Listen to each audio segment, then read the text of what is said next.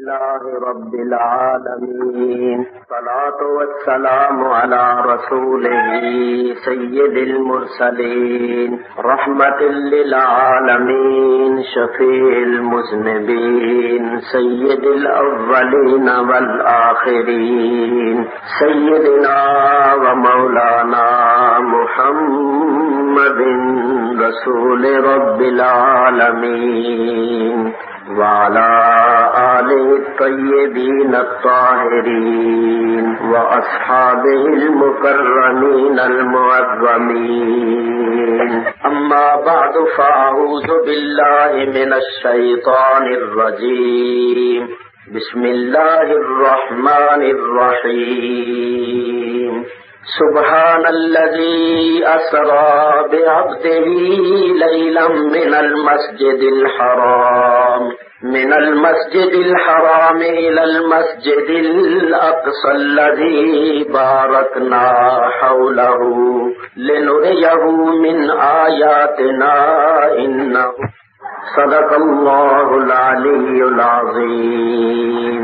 دروشی پڑھیے اللہم صلی علی سیدنا ومولانا محمد وعلی آل سیدنا ومولانا محمد واصحاب سیدنا ومولانا محمد وبارک وسلم. الصلاۃ والسلام علیک یا رسول اللہ الصلاۃ والسلام علیک یا حبیب اللہ. اطمینان کے ساتھ تشریف رکھتے ہوئے سنیں انشاءاللہ العزیز. اس ذکر مبارک میں ایسی بہت سی باتیں بھی بیان ہوں گی جن سے ہمارے عقائد، ہمارے اخلاق اور ہمارے اعمال کی اصلاح ہوگی. وما توفیقی الا باللہ العلی العظیم. اللہ تعالیٰ ارشاد فرماتا ہے سبحان الذی اسری بعبدہ، پاک ہے وہ جس نے سیر کرائی اپنے بندے کو، پاک ہے وہ جو لے گیا اپنے بندے کو، لیلن رات کے تھوڑے سے حصے میں، من المسجد الحرام الى المسجد الاقصی، مسجد حرام سے مسجد اقصی تک یا مسجد اقصی کی طرف، الذی بارکنا حولہ، وہ مسجد اقصی جس کے ارد گرد ہم نے برکتیں رکھی ہیں. کیوں سیر کرائی، کیوں لے گئے؟ لنریہ من آیاتنا، تاکہ ہم اپنے اس عبد مقدس کو اپنی نشانیاں دکھائیں. انہ هو السمیع البصیر، بے شک وہ سننے والا اور دیکھنے والا ہے. یہ ہے آیہ کریمہ کا لفظی ترجمہ. تشریح اور تفسیر اور واقعات معراج کے سلسلے میں جو باتیں کرنی ہیں، سب سے پہلی بات یہ ہے کہ اللہ تعالیٰ ارشاد فرماتا ہے سبحان الذی اسری بعبدہ، پاک ہے وہ جو لے گیا اپنے بندے کو. غور فرمائیے، دعویٰ نبی پاک علیہ الصلوۃ والسلام نے جانے کا نہیں کیا، بلکہ دعویٰ اللہ نے لے جانے کا کیا ہے. اگر حضور علیہ الصلوۃ والسلام جانے کا دعویٰ فرماتے تو حضور علیہ الصلوۃ والسلام کے متعلق یہ سوچا جاتا کہ آپ جا سکتے ہیں یا نہیں جا سکتے. تو آپ نے جانے کا دعویٰ ہی نہیں کیا، دعویٰ اللہ نے لے جانے کا کیا ہے. اب یہ دیکھا جائے گا کہ وہ اللہ بھی لے جا سکتا ہے یا نہیں لے جا سکتا. تو ہر مسلمان کا یہ عقیدہ ہے کہ اللہ تعالیٰ ہر چیز پر قادر ہے. جب وہ ہر چیز پر قادر ہے تو اپنے حبیب کو لے جانے پر بھی قادر ہے. اس ابتدائی جملے نے تمام اعتراضات کو ختم کر کے رکھا کہ وہ قرۂ زمہریر سے کیسے گزرے، قرۂ نار سے کیسے گزرے، بشر ہو کر عرش پر کیسے گئے، اور اتنے تھوڑے سے وقت میں اتنا لمبا چوڑا سیر کر کے کیسے آ گئے. ارے میاں، سیر کرانے والا وہ ہے جو علی کل شیء قدیر ہے، تو پھر کسی مسلمان کو اس میں شک و شبہ نہیں ہو سکتا. اسی بات سے پہلے فرمایا سبحان، پاک ہے وہ ذات، ہر عیب سے پاک ہے، ہر عاجزی سے پاک ہے. وہ علی کل شیء قدیر ہے جو لے جانے والا اور سیر کرانے والا ہے. سبحان الذی اسری بعبدہ، پاک ہے وہ جس نے سیر کرائی، جو لے گیا اپنے بندے کو. بعبدہ ہی فرمایا، اس میں کوئی شک و شبہ نہیں کہ نبی کریم علیہ الصلوۃ والسلام اللہ کے بندے ہیں. ہم مانتے ہیں اور اس پر دل و جان سے ایمان اور عقیدہ رکھتے ہیں کہ حضور علیہ الصلوۃ والسلام اللہ کے بندے ہیں، اور یہ بھی مانتے ہیں کہ حضور اللہ کے رسول ہیں، اللہ کے نبی ہیں، اللہ کے حبیب ہیں، اللہ کے نور ہیں۔ تو پھر کیا وجہ ہے کہ یہاں بے رسول ہی، بے نبی ہی، بے حبیب ہی، بے نور ہی نہیں فرمایا، بے عبد ہی فرمایا؟ تو اس میں بڑے اسرار ہیں، بڑی حکمتیں ہیں، ان میں سے ایک دو میں آپ حضرات کی خدمت میں پیش کرتا ہوا آگے بڑھوں گا۔ پہلی حکمت یہ ہے کہ بے عبد ہی اس لیے فرمایا کہ ثابت ہو جائے معراج جسمانی ہوئی ہے، روحانی نہیں ہوئی، اس لیے کہ قرآن کریم میں جہاں کہیں بھی نبی کریم علیہ الصلوۃ والسلام کے لیے عبد کا لفظ آیا ہے وہاں روح مال جسم ہی مراد ہوا ہے، کسی مقام پر روح مراد نہیں۔ قرآن اور حدیث میں جہاں کہیں بھی حضور کے لیے عبد کا لفظ آیا ہے تو وہاں روح مال جسد ہی مراد لیا گیا ہے، کسی مقام پر بھی صرف روح کو مراد نہیں لیا گیا۔ تو بے عبد ہی فرما کر یہ بھی ثابت کر دیا کہ معراج جسمانی ہوئی ہے، روحانی معراج تو ان کو ہر وقت ہی حاصل رہتی۔ ایک حکمت یہ تھی، اور دوسری حکمت کیا ہے؟ سنو، نبی کریم علیہ الصلوۃ والسلام اللہ کی بارگاہ میں حاضر ہوئے تھے، اور جب حضور اللہ کی بارگاہ میں حاضر ہوئے تھے تو شان عاجزی کے ساتھ حاضر ہوئے تھے، یعنی اپنی کامل اکمل عبدیت کے ساتھ حاضر ہوئے تھے۔ اس واسطے اللہ نے بے عبد ہی فرمایا۔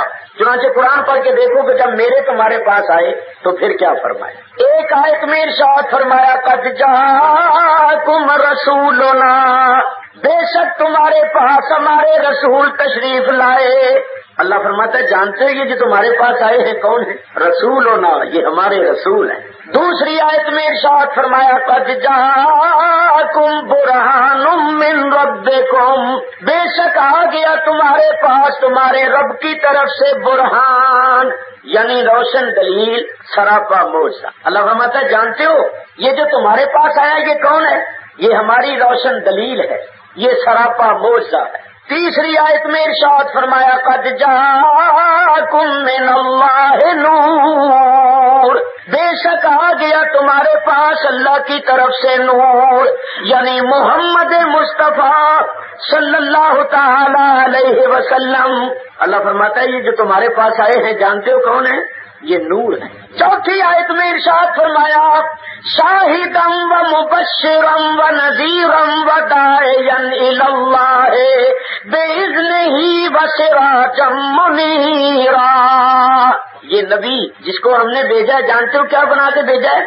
شاہد، مبشر، نذیر، داعی الی اللہ اور سراج منیر۔ تو ذرا غور کرو، میرے تمہارے پاس آئے تو فرمایا یہ ہمارے رسول ہیں، یہ ہماری روشن دلیل ہے، یہ نور ہے اور یہ سراج منیر ہے، اور یہی رسول جب اللہ کی بارگاہ میں گیا تو فرمایا یہ میری بارگاہ میں آنے والا میرا بندہ ہے۔ ایک مثال سے یہ بات سمجھاؤں، دیکھو کوئی بہت بڑا بادشاہ ہو، بڑے جاہ و جلال والا، بڑے مرتبے اور کمال والا، بڑے عدل و انصاف والا، بڑا متقی، بڑا پرہیزگار، تو وہ بادشاہ جب اپنی والدہ ماجدہ کی خدمت میں جائے تو بتاؤ کہ بادشاہ جب اپنی والدہ کے پاس جائے گا تو بحیثیت ایک بیٹے کے جائے گا یا نہیں؟ اپنی ماں کی خدمت میں جب جائے گا تو بیٹا بن کے جائے گا، وہاں اپنا روب و جلال دکھانے یا اپنا دبدبہ اور اختیارات استعمال کرنے نہیں جائے گا، بلکہ نیاز مند بن کے سلام کرنے اور ماں سے دعائیں لینے جائے گا۔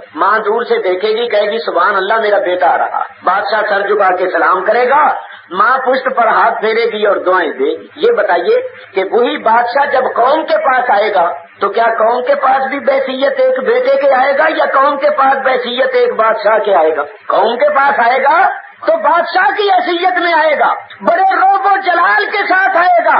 جب ماں کے پاس گیا تھا کیفیت اور تھی، جب قوم کے پاس آئے گا تو کیفیت اور ہوگی۔ تو یہ بتائیے کہ جب بادشاہ قوم کے پاس آئے تو قوم بھی یہ کہنا شروع کر دے کہ بیٹا آ رہا ہے بیٹا، تو بولو وہ قوم لائق اور مہذب کہلائے گی، بدتمیز کہلائے گی یا نہیں؟ لوگ کہیں گے بڑی بدتمیز قوم ہے یہ ہے۔ اس میں کوئی شک و شبہ نہیں کہ وہ بادشاہ بیٹا بھی ہے، مگر بیٹا ہے ماں باپ کا، قوم کا بادشاہ ہے، بلا تشبیہ و تمثیل تفصیل، نبی کریم علیہ الصلوۃ والسلام اللہ کے بندے ہیں لیکن میرے تمہارے آقا و مولا ہیں۔ رب کا حق ہے ان کو بندہ کہے، میرا تمہارا حق ہے آقا و مولا کہے، کیونکہ اللہ کے بندے ہیں، میرے تمہارے آقا و مولا۔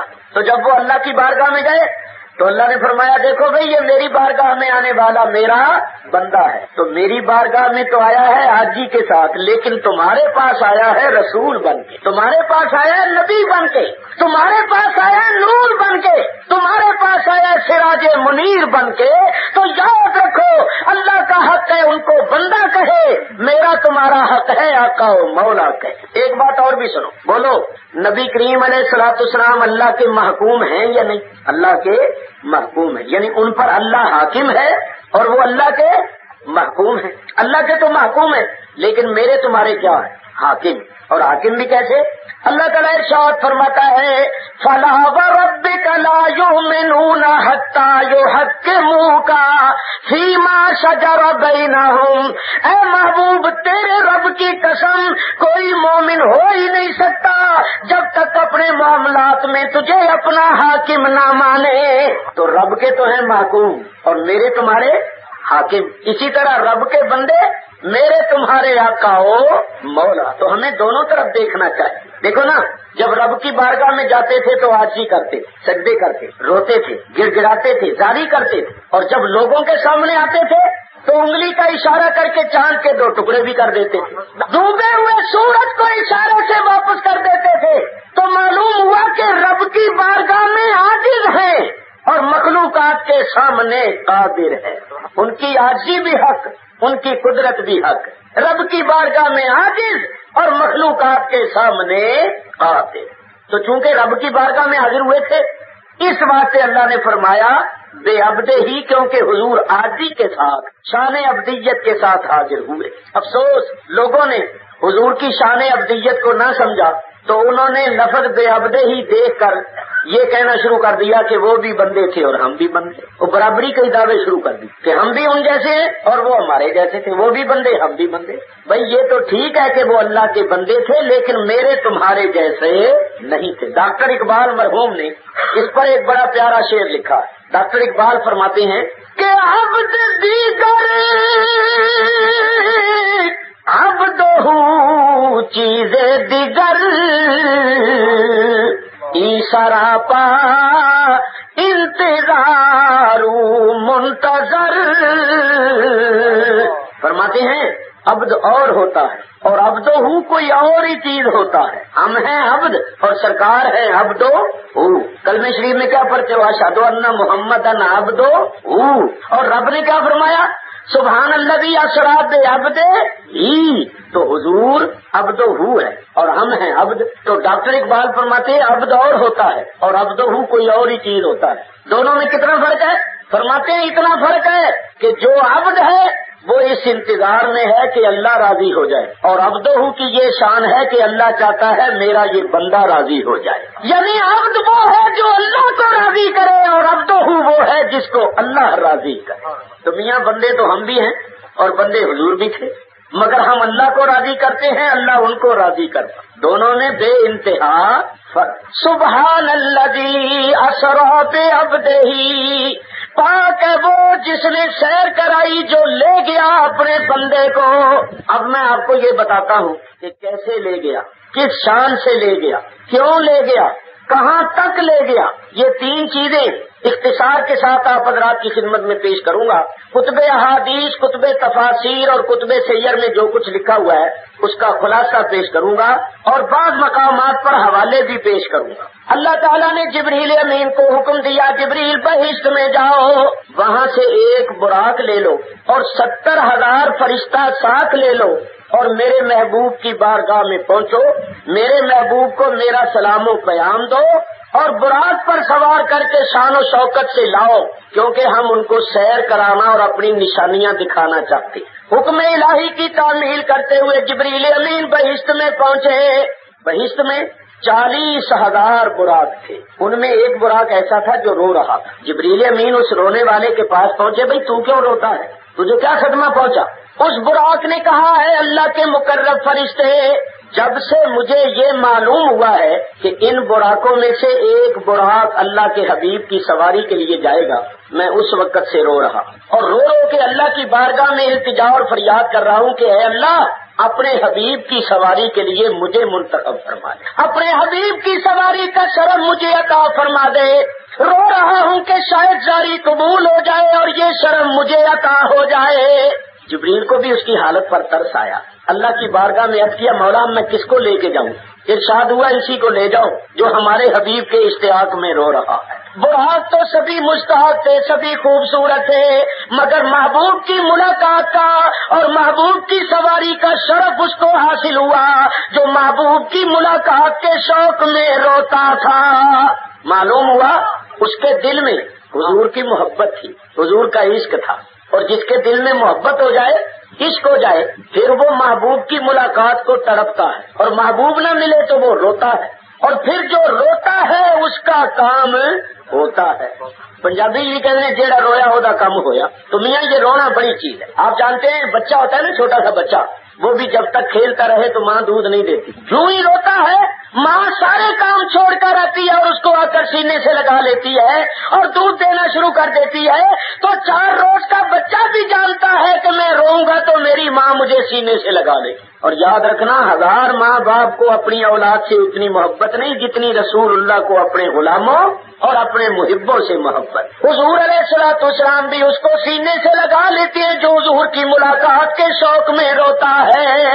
تو وہ براق منتخب ہو گیا جو حضور کے عشق میں محبت میں روتا تھا۔ جبریل امین نے اس براق کو لیا، 70,000 فرشتہ ساتھ لیا، حضور کی بارگاہ میں پہنچے۔ نبی کریم علیہ الصلوۃ والسلام اس وقت حتیم شریف کے اندر جو خانے کعبے کا یہ ایک حصہ ہے لیتے ہوئے، جبریل امین نے حضور کو اللہ کا سلام و پیام پہنچایا، اور سنو کیا کہا۔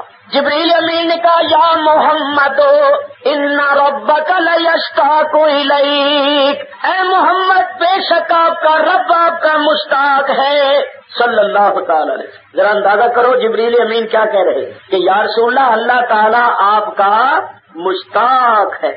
سبحان اللہ۔ اعلیٰ حضرت امام اہل سنت مولانا شاہ احمد رضا فاضل بریلوی رحمت اللہ تعالی علیہ اس مقام پر جھوم اٹھے اور انہوں نے 2 شعر فرمائے۔ فرماتے ہیں تبارک اللہ شان تیری جی کو زیبا ہے بے نیازی، تبارک اللہ شان تیری تجھی کو زیبا ہے بے نیازی، کہیں تو وہ جوش لنترانی اور کہیں تقاضے وصال کے تھے۔ موسیٰ علیہ السلام گھر سے نکلتے ہیں، پیدل سفر کر کے طور پر پہنچتے ہیں، وہاں جا کر سوال کرتے ہیں رب ارنی انظر الیک، اے میرے رب مجھے اپنا دیدار دکھا میں تجھے دیکھوں۔ حکم ہوتا ہے لن ترانی، اے موسیٰ تو ہرگز نہیں دیکھ سکتا۔ حبیب کہیں جاتا نہیں، جا کر سوال کرتا نہیں، اللہ جبریل کو بھیجتا ہے، براق دے کے بھیجتا ہے، 70,000 فرشتہ دے کے بھیجتا ہے، اور فرماتا جبریل جاؤ میرے حبیب سے کہہ دو کہ اے میرے حبیب کلیم میرے دیدار کا مشتاق ہے اور محبوب میں تیرا مشتاق۔ کہیں تو وہ جوش لنترانی اور کہیں تقاضے وصال کے تھے، یہی سما تھا کہ پیک رحمت خبر یہ لایا کہ چلیے حضرت، تمہاری خاطر کشادہ ہے وہ، تمہاری خاطر کشادہ ہے جو کلیم پر بند راستے تھے۔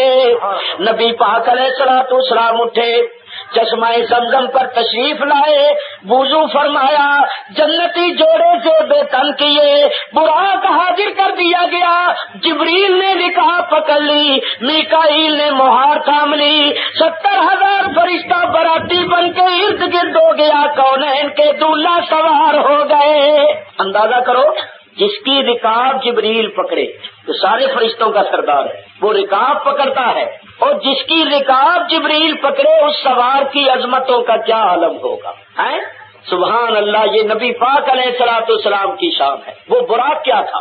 سنو، اس براق کی شکل و صورت کا یہ عالم تھا کہ وہ ایک نورانی جانور تھا جو گدھے سے کچھ بڑا تھا اور خچر سے کچھ چھوٹا تھا۔ اس کا منہ ایسا تھا جیسا انسانوں کا ہوتا ہے، اور باقی وجود ایسا تھا جیسے گھوڑے کا ہوتا ہے، پیر اس کے ایسے تھے جیسے گائے کے ہوتے، اور اس کے دونوں پہلوؤں پر 2 پر تھے، وہ اڑتا تھا۔ اور اس کی رفتار کتنی تھی؟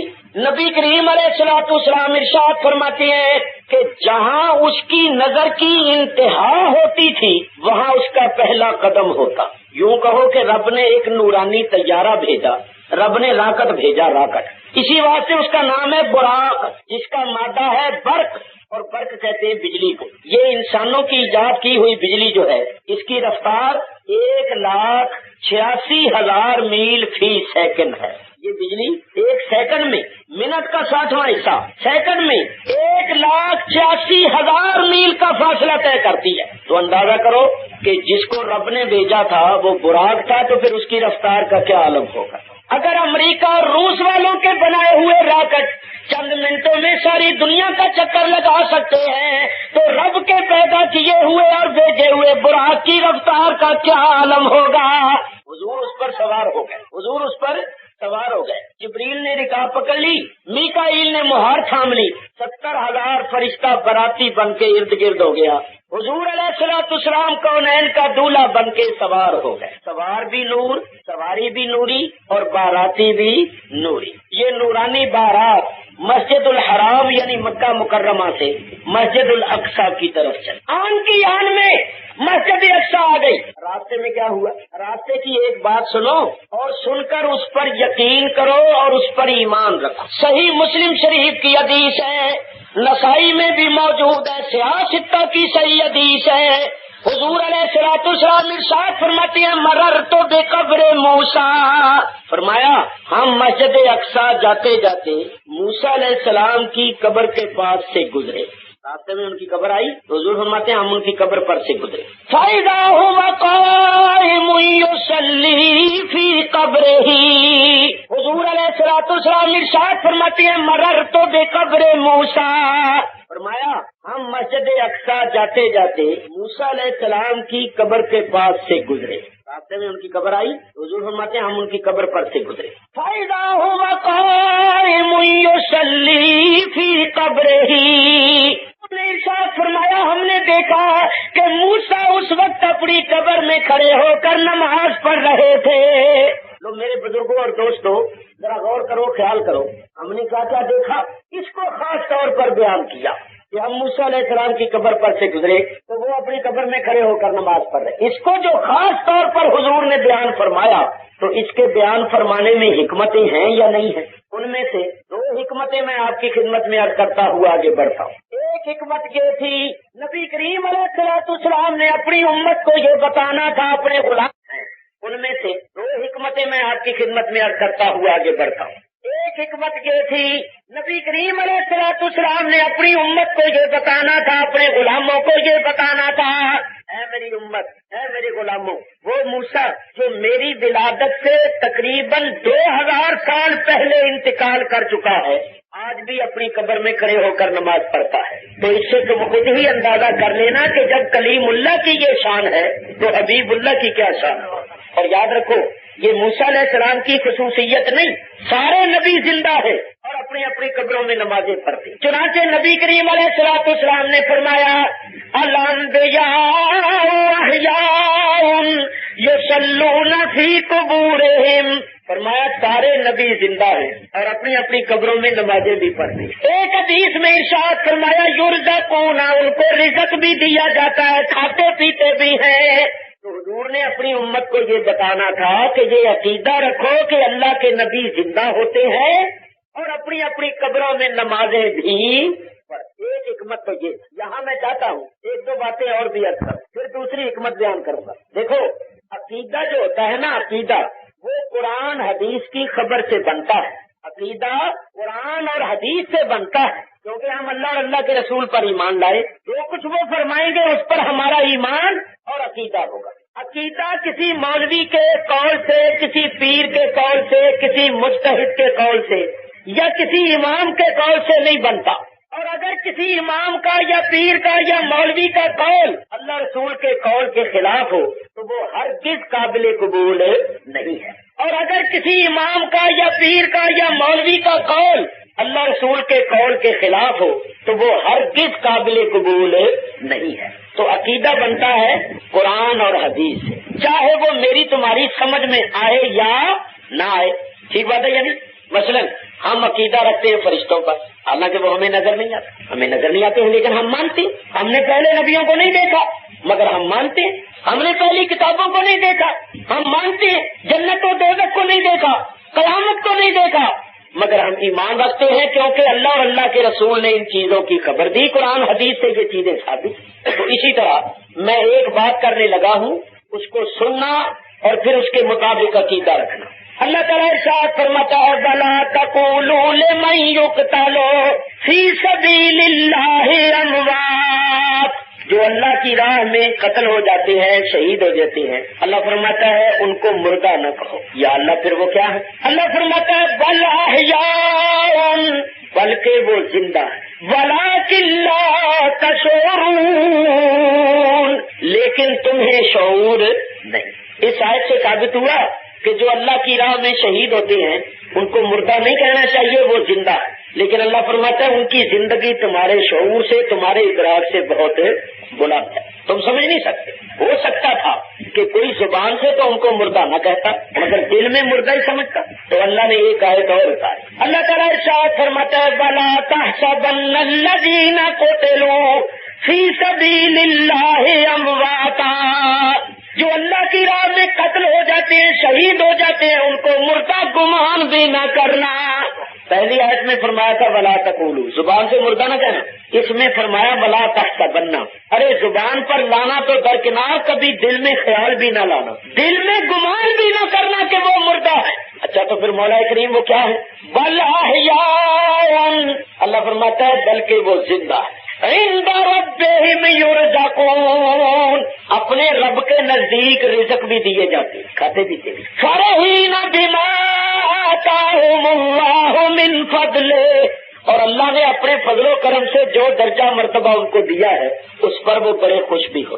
قرآن کریم کی ان دو آیتوں سے ثابت ہوا کہ شہداء زندہ ہیں، کھاتے پیتے بھی ہیں، اور اللہ نے ان کو وہ درجہ مرتبہ دیا ہے کہ وہ بڑے خوش بھی۔ تو بولو جو ان کو زبان سے مردہ کہے یا دل سے مردہ سمجھے وہ قرآن کا منکر ہے یا نہیں؟ وہ قرآن کا منکر ہے۔ جو قرآن پر ایمان رکھنے والا ہے وہ زبان سے بھی ان کو زندہ کہے گا اور دل سے بھی ان کو زندہ سمجھے گا۔ اب بتاؤ کہ شہداء جب شہید ہوئے تو بوقت شہادت ان کی روح نکلی یا نہیں نکلی؟ جب میدان جنگ میں شہداء شہید ہوئے تو بوقت شہادت ان کی روح قبض ہوئی یا نہیں ہوئی؟ ہوئی۔ ان کو قبروں میں دفن بھی کیا گیا یا نہیں؟ ان کو اپنی قبروں میں آرام کرتے ہوئے سینکڑوں برس بھی ہو گئے یا نہیں؟ ہو گئے۔ لیکن اللہ تعالیٰ کا یہ حکم قیامت تک کے مسلمانوں کے واسطے ہے کہ خبردار ان کو مردہ گمان بھی نہ کر ہے۔ تو معلوم ہوا کہ جسم سے روح کا نکلنا یا جسم کا قبر میں چلے جانا یہ مردہ ہونے کی دلیل نہیں۔ شہداء کے جسموں سے روحیں بھی نکلی، ان کے اجسام قبروں میں بھی گئے، مگر اللہ فرماتا ہے ان کو مردہ گمان بھی نہ کرو۔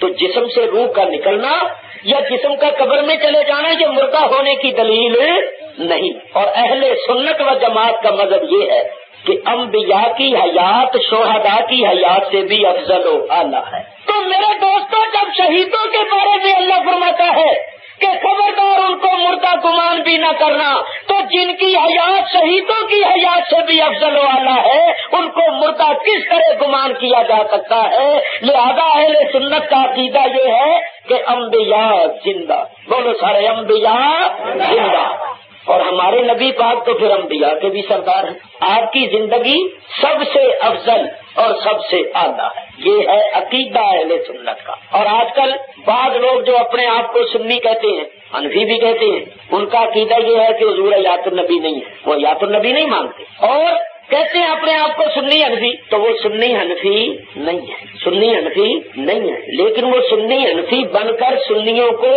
بہکاتے ہیں اور حنفیوں کو گمراہ کرتے ہیں۔ آپ جانتے ہیں کہ نہیں کہ بٹیر باز جو ہوتا ہے نا، وہ جب بٹیرے کو پھنسانا چاہتا ہے تو بٹیرے جیسی آواز نکالتا ہے، اگر بٹیرے جیسی آواز نہ نکالے تو بٹیرا پھنستا نہیں۔ اسی طرح یہ بھی سنی بن کے سنیوں کو بہکاتے ہیں، کیونکہ جب تک اپنے آپ کو سنی حنفی نہ کہیں، سنی حنفی ان کے بہکانے میں کیسے آئے؟ سیدھے لوگ ہوتے ہیں بیچارے، ان کو علم ہوتا نہیں، وہ سمجھتے ہیں یہ سنی ہے، یہ حنفی ہے، اس کی باتوں میں آ کر اپنا عقیدہ اور اپنا ایمان خراب کر لیتے. لیکن یہ ایسے سنی حنفی ہیں جیسے وہ آٹا جس میں سے سوجی میدا نکل گیا ہو، سوجی بھی نکل گئی ہو، میدا بھی نکل گیا ہو، تو پیچھے وہ ایسا ہی رہ جاتا ہے جس میں اصل جوہر کوئی نہیں ہوتا. یا آپ جانتے ہیں پنجاب میں ایک گڑ ہوتا ہے رس کٹ، یہ جو خانداری کر رہے ہیں اور باقی جگہ اندر گڑ بنا دیں، یہ ایسے سنی بغیر ایمان کے سنی، سنیت کے بغیر سنی، حنفیت کے بغیر حنفی، یعنی حنفیت اور سنیت کا جوہر ان میں نہیں ہے، ویسے کہلاتے ہیں سنی. تو ایسے سنیوں کے چکر میں نہ آنا. صحیح عقیدہ جو سنی ہے ان کا یہ عقیدہ ہے کہ انبیاء زندہ ہیں، اور ہمارے نبی پاک تو انبیاء کے بھی سردار ہیں. چنانچہ سنیوں کے امام اعلیٰ حضرت فاضل بریلوی رحمت اللہ علیہ فرماتے ہیں تو زندہ ہے واللہ، تو زندہ ہے واللہ. واللہ کے معنی ہے خدا کی قسم، عقیدہ ہو تو ایسا. تو زندہ ہے واللہ، تو زندہ ہے واللہ، میرے چشم عالم سے چھپ جانے والے، میرے چشم عالم سے چھپ جانے والے. یا رسول اللہ آپ خدا کی قسم زندہ ہے، خدا کی قسم زندہ ہے.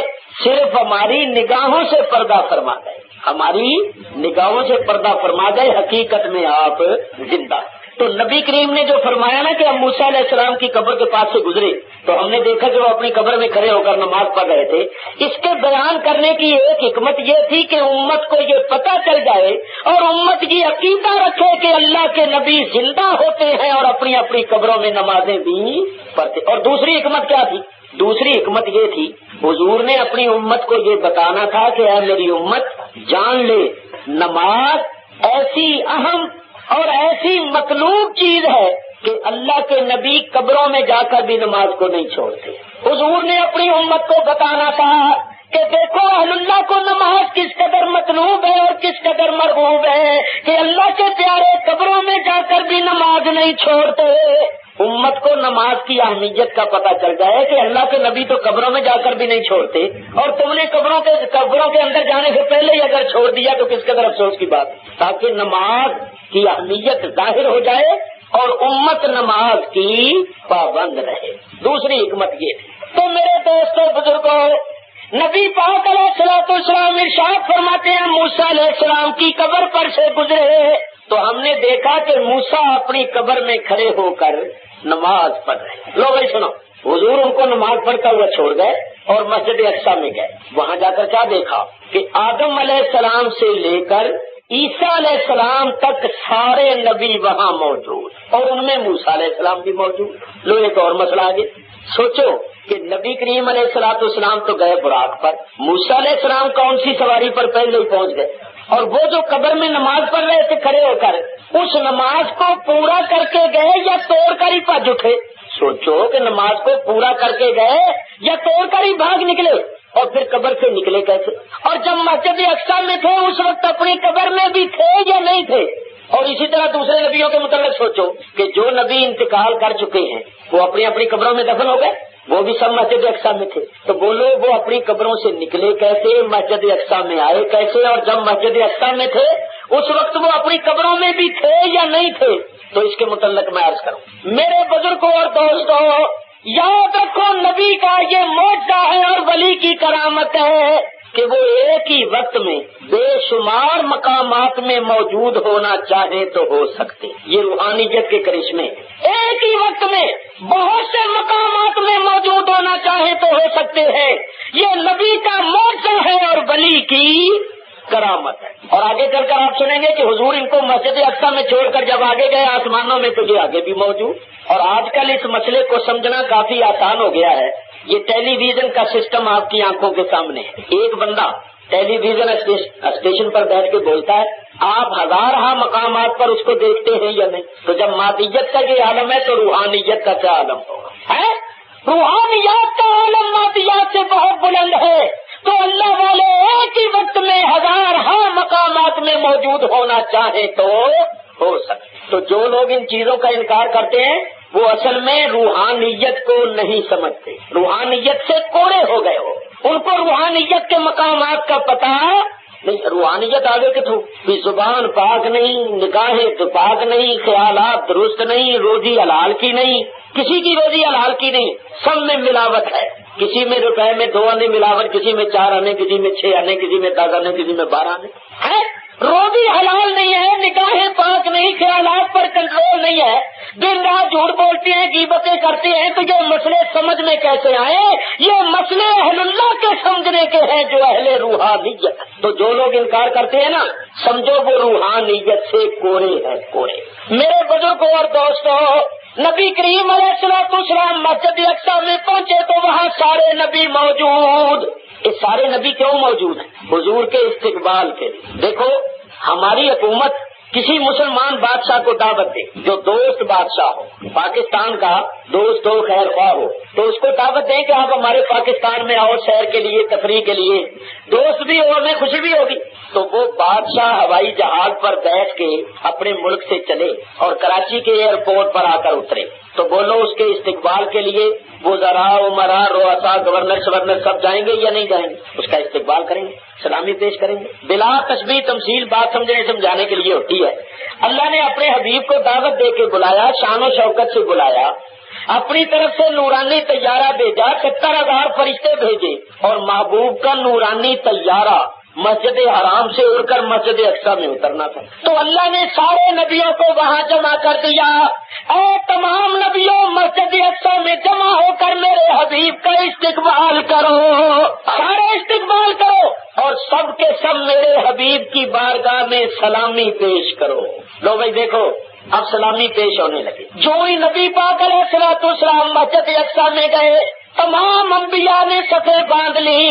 حضور بھی پہلی صف میں جا کر کھڑے ہو گئے، صفیں بندی ہوئی ہیں، حضور پہلی صف میں کھڑے ہیں سارے نبیوں کے ساتھ، لیکن امامت کا مسلح ابھی خالی ہے۔ آج پتہ چلے گا کہ ان نبیوں کا امام کون بنتا ہے، آج پتہ چلے گا یہ سارے نبی کس کے مقتدی بنتے ہیں۔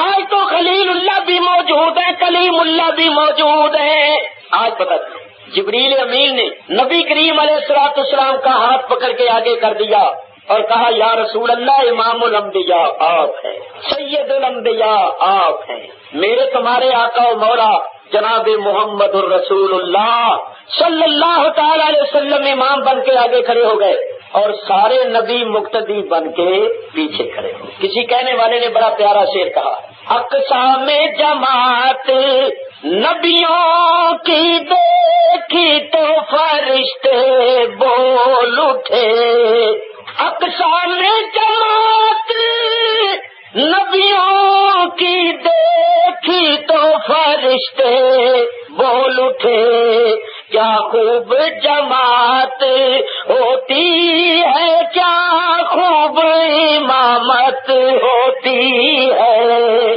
فرشتے کہہ رہے تھے جماعت کتنی بہتر ہے، سارے ہی نبی، اور بعض فرشتے کہہ رہے تھے کہ امام دیکھو کتنا بہتر ہے۔ ارے بھائی ایسے امام کی جماعت بھی ایسی ہونی چاہیے، اور ایسی جماعت کا امام بھی ایسا ہی ہونا چاہیے۔ سارے نبیوں نے حضور کی اقتدا کی، سب نے مسجد اقصی میں تسلیم کیا کہ ہم مقتدی ہیں، یہ ہمارا امام ہے۔ تو نبی پاک امام الانبیاء، سید الانبیاء۔ یہاں اشارہ کرنے ایک مسئلہ عرض کروں، بولو امام کس کو بنایا جاتا ہے؟ شریعت کا حکم کیا ہے کہ امام کس کو بنایا جائے؟ جو افضل اور بہتر ہو۔ شریعت کا حکم یہ ہے کہ امام اس کو بنایا جائے جو افضل اور بہتر ہو۔ کیوں بھائی ٹھیک ہے یا نہیں؟ امام کس کو بنایا جاتا ہے؟ جو افضل اور بہتر ہو۔ تو انبیاء کرام علیہم الصلوۃ والسلام کے اجتماع میں حضور سب میں افضل تھے، بہتر تھے، تو جبریل نے حضور کو امام بنایا۔ تو یہ بتاؤ کہ جن دنوں میں نبی کریم علیہ الصلوۃ والسلام بیمار تھے، بیماری برکت حاصل کرنے دامن اقدس کو چھونے آئی ہوئی تھی، اور حضور مسجد میں تشریف نہیں لائے تھے، تو صحابہ نے عرض کیا تھا یا رسول اللہ آپ تو تشریف نہیں لا رہے، تو آپ کس کے لیے حکم دیتے ہیں کہ وہ ہمارا امام بنے؟ آپ کس کو ہمارا امام بناتے ہیں؟ کون ہمارا امام بنے اور کون جماعت کرائے، کون امامت کے فرائض انجام دے؟ تو پھر بتاؤ ہمارے نبی کریم علیہ الصلوۃ والسلام نے کس کا نام لیا؟ بولو حضرت ابو بکر صدیق رضی اللہ تعالی، ان کا نام لیا تھا، انہوں نے نماز پڑھائی، حضور نے ان کو امام بنایا۔ کیا کہ اجتماع میں نبی پاک سب سے افضل تھے، جبریل نے نبی پاک کو امام بنایا، اور صحابہ کے اجتماع میں صدیق اکبر سب سے افضل تھے، نبی پاک نے ان کو امام بنایا۔ معلوم ہوا کہ نبی پاک علیہ الصلوۃ والسلام امام الانبیاء ہے اور صدیق اکبر امام الصحابہ ہے۔ تو ہمارا اہل سنت کا عقیدہ کیا ہے؟ حضور نبی کریم کے بعد سارے صحابہ میں، ساری امت میں سب سے افضل حضرت ابو بکر صدیق، ان کے بعد حضرت عمر فاروق ہیں، ان کے بعد حضرت عثمان غنی ہے، ان کے بعد حضرت علی شیر خدا ہے رضی اللہ تعالیٰ عنہ مجمعین۔ یہ ہمارا اہل سنت کا عقیدہ۔ میرے بزرگوں اور دوستوں، مسجد الاقصی میں جماعت ہو گئی۔ جماعت کے بعد نبیوں کا جلسہ ہوا، اس جلسے میں نبیوں نے خطاب کیا، خطبے پڑھے، تقریریں کی، جو اللہ تعالیٰ کا ان پر انعام و اکرام تھا وہ انہوں نے تحدیث و نعمت کے طور پر بیان کی۔ مثلا حضرت آدم علیہ السلام نے کہا سب تعریف اس اللہ کے لیے ہے جس نے مجھے اپنا خلیفہ بنایا، مجھے فرشتوں سے سجدہ کروایا، مجھے تمام چیزوں کے نام اور حقائق سکھائے۔ ابراہیم علیہ السلام نے کہا سب تعریف اس اللہ کے لیے جس نے مجھے اپنا خلیل بنایا، مجھ پر آگ کو گلزار کیا، مجھے اسماعیل اور اسحاق عطا فرمائے۔ جو اللہ نے ان کو درجے مرتبے دیے تھے انہوں نے ان کو بیان کیا۔ سب کے آخر میں میرے تمہارے آقا و مولا سید الانبیاء حبیب کبریا جناب محمد الرسول اللہ صلی اللہ تعالی علیہ وسلم نے خطبہ ارشاد فرمایا۔ حضور نے فرمایا سب تعریف اس اللہ کے لیے ہے جس نے مجھے ساری کائنات کا رسول بنایا۔ یہ حضور کی خصوصیت۔ پہلے نبی خاص خاص قوموں کے رسول بن کر آئے تھے، حضور ساری کائنات کے رسول بن کر آئے۔ آپ نے فرمایا اللہ تعالیٰ نے مجھے رحمت للعالمین بنایا ہے، یہ بھی حضور کی خصوصیت۔ بلا شبہ سارے نبی اللہ کی رحمت ہے، مگر رحمت ہونا اور بات ہے اور رحمت للعالمین ہونا اور بات ہے۔ وہ رحمت ہے مگر ساری کائنات کے لیے رحمت حضور علیہ الصلوۃ والسلام۔ حضور نے فرمایا اللہ تعالیٰ نے مجھے اول و آخر بنایا، خلقت میں اول، بعثت میں آخر، مجھ پر نبوت ختم کی اور مجھے اپنا حبیب بنایا، مجھ پر کامل اکمل کتاب قرآن اتارا۔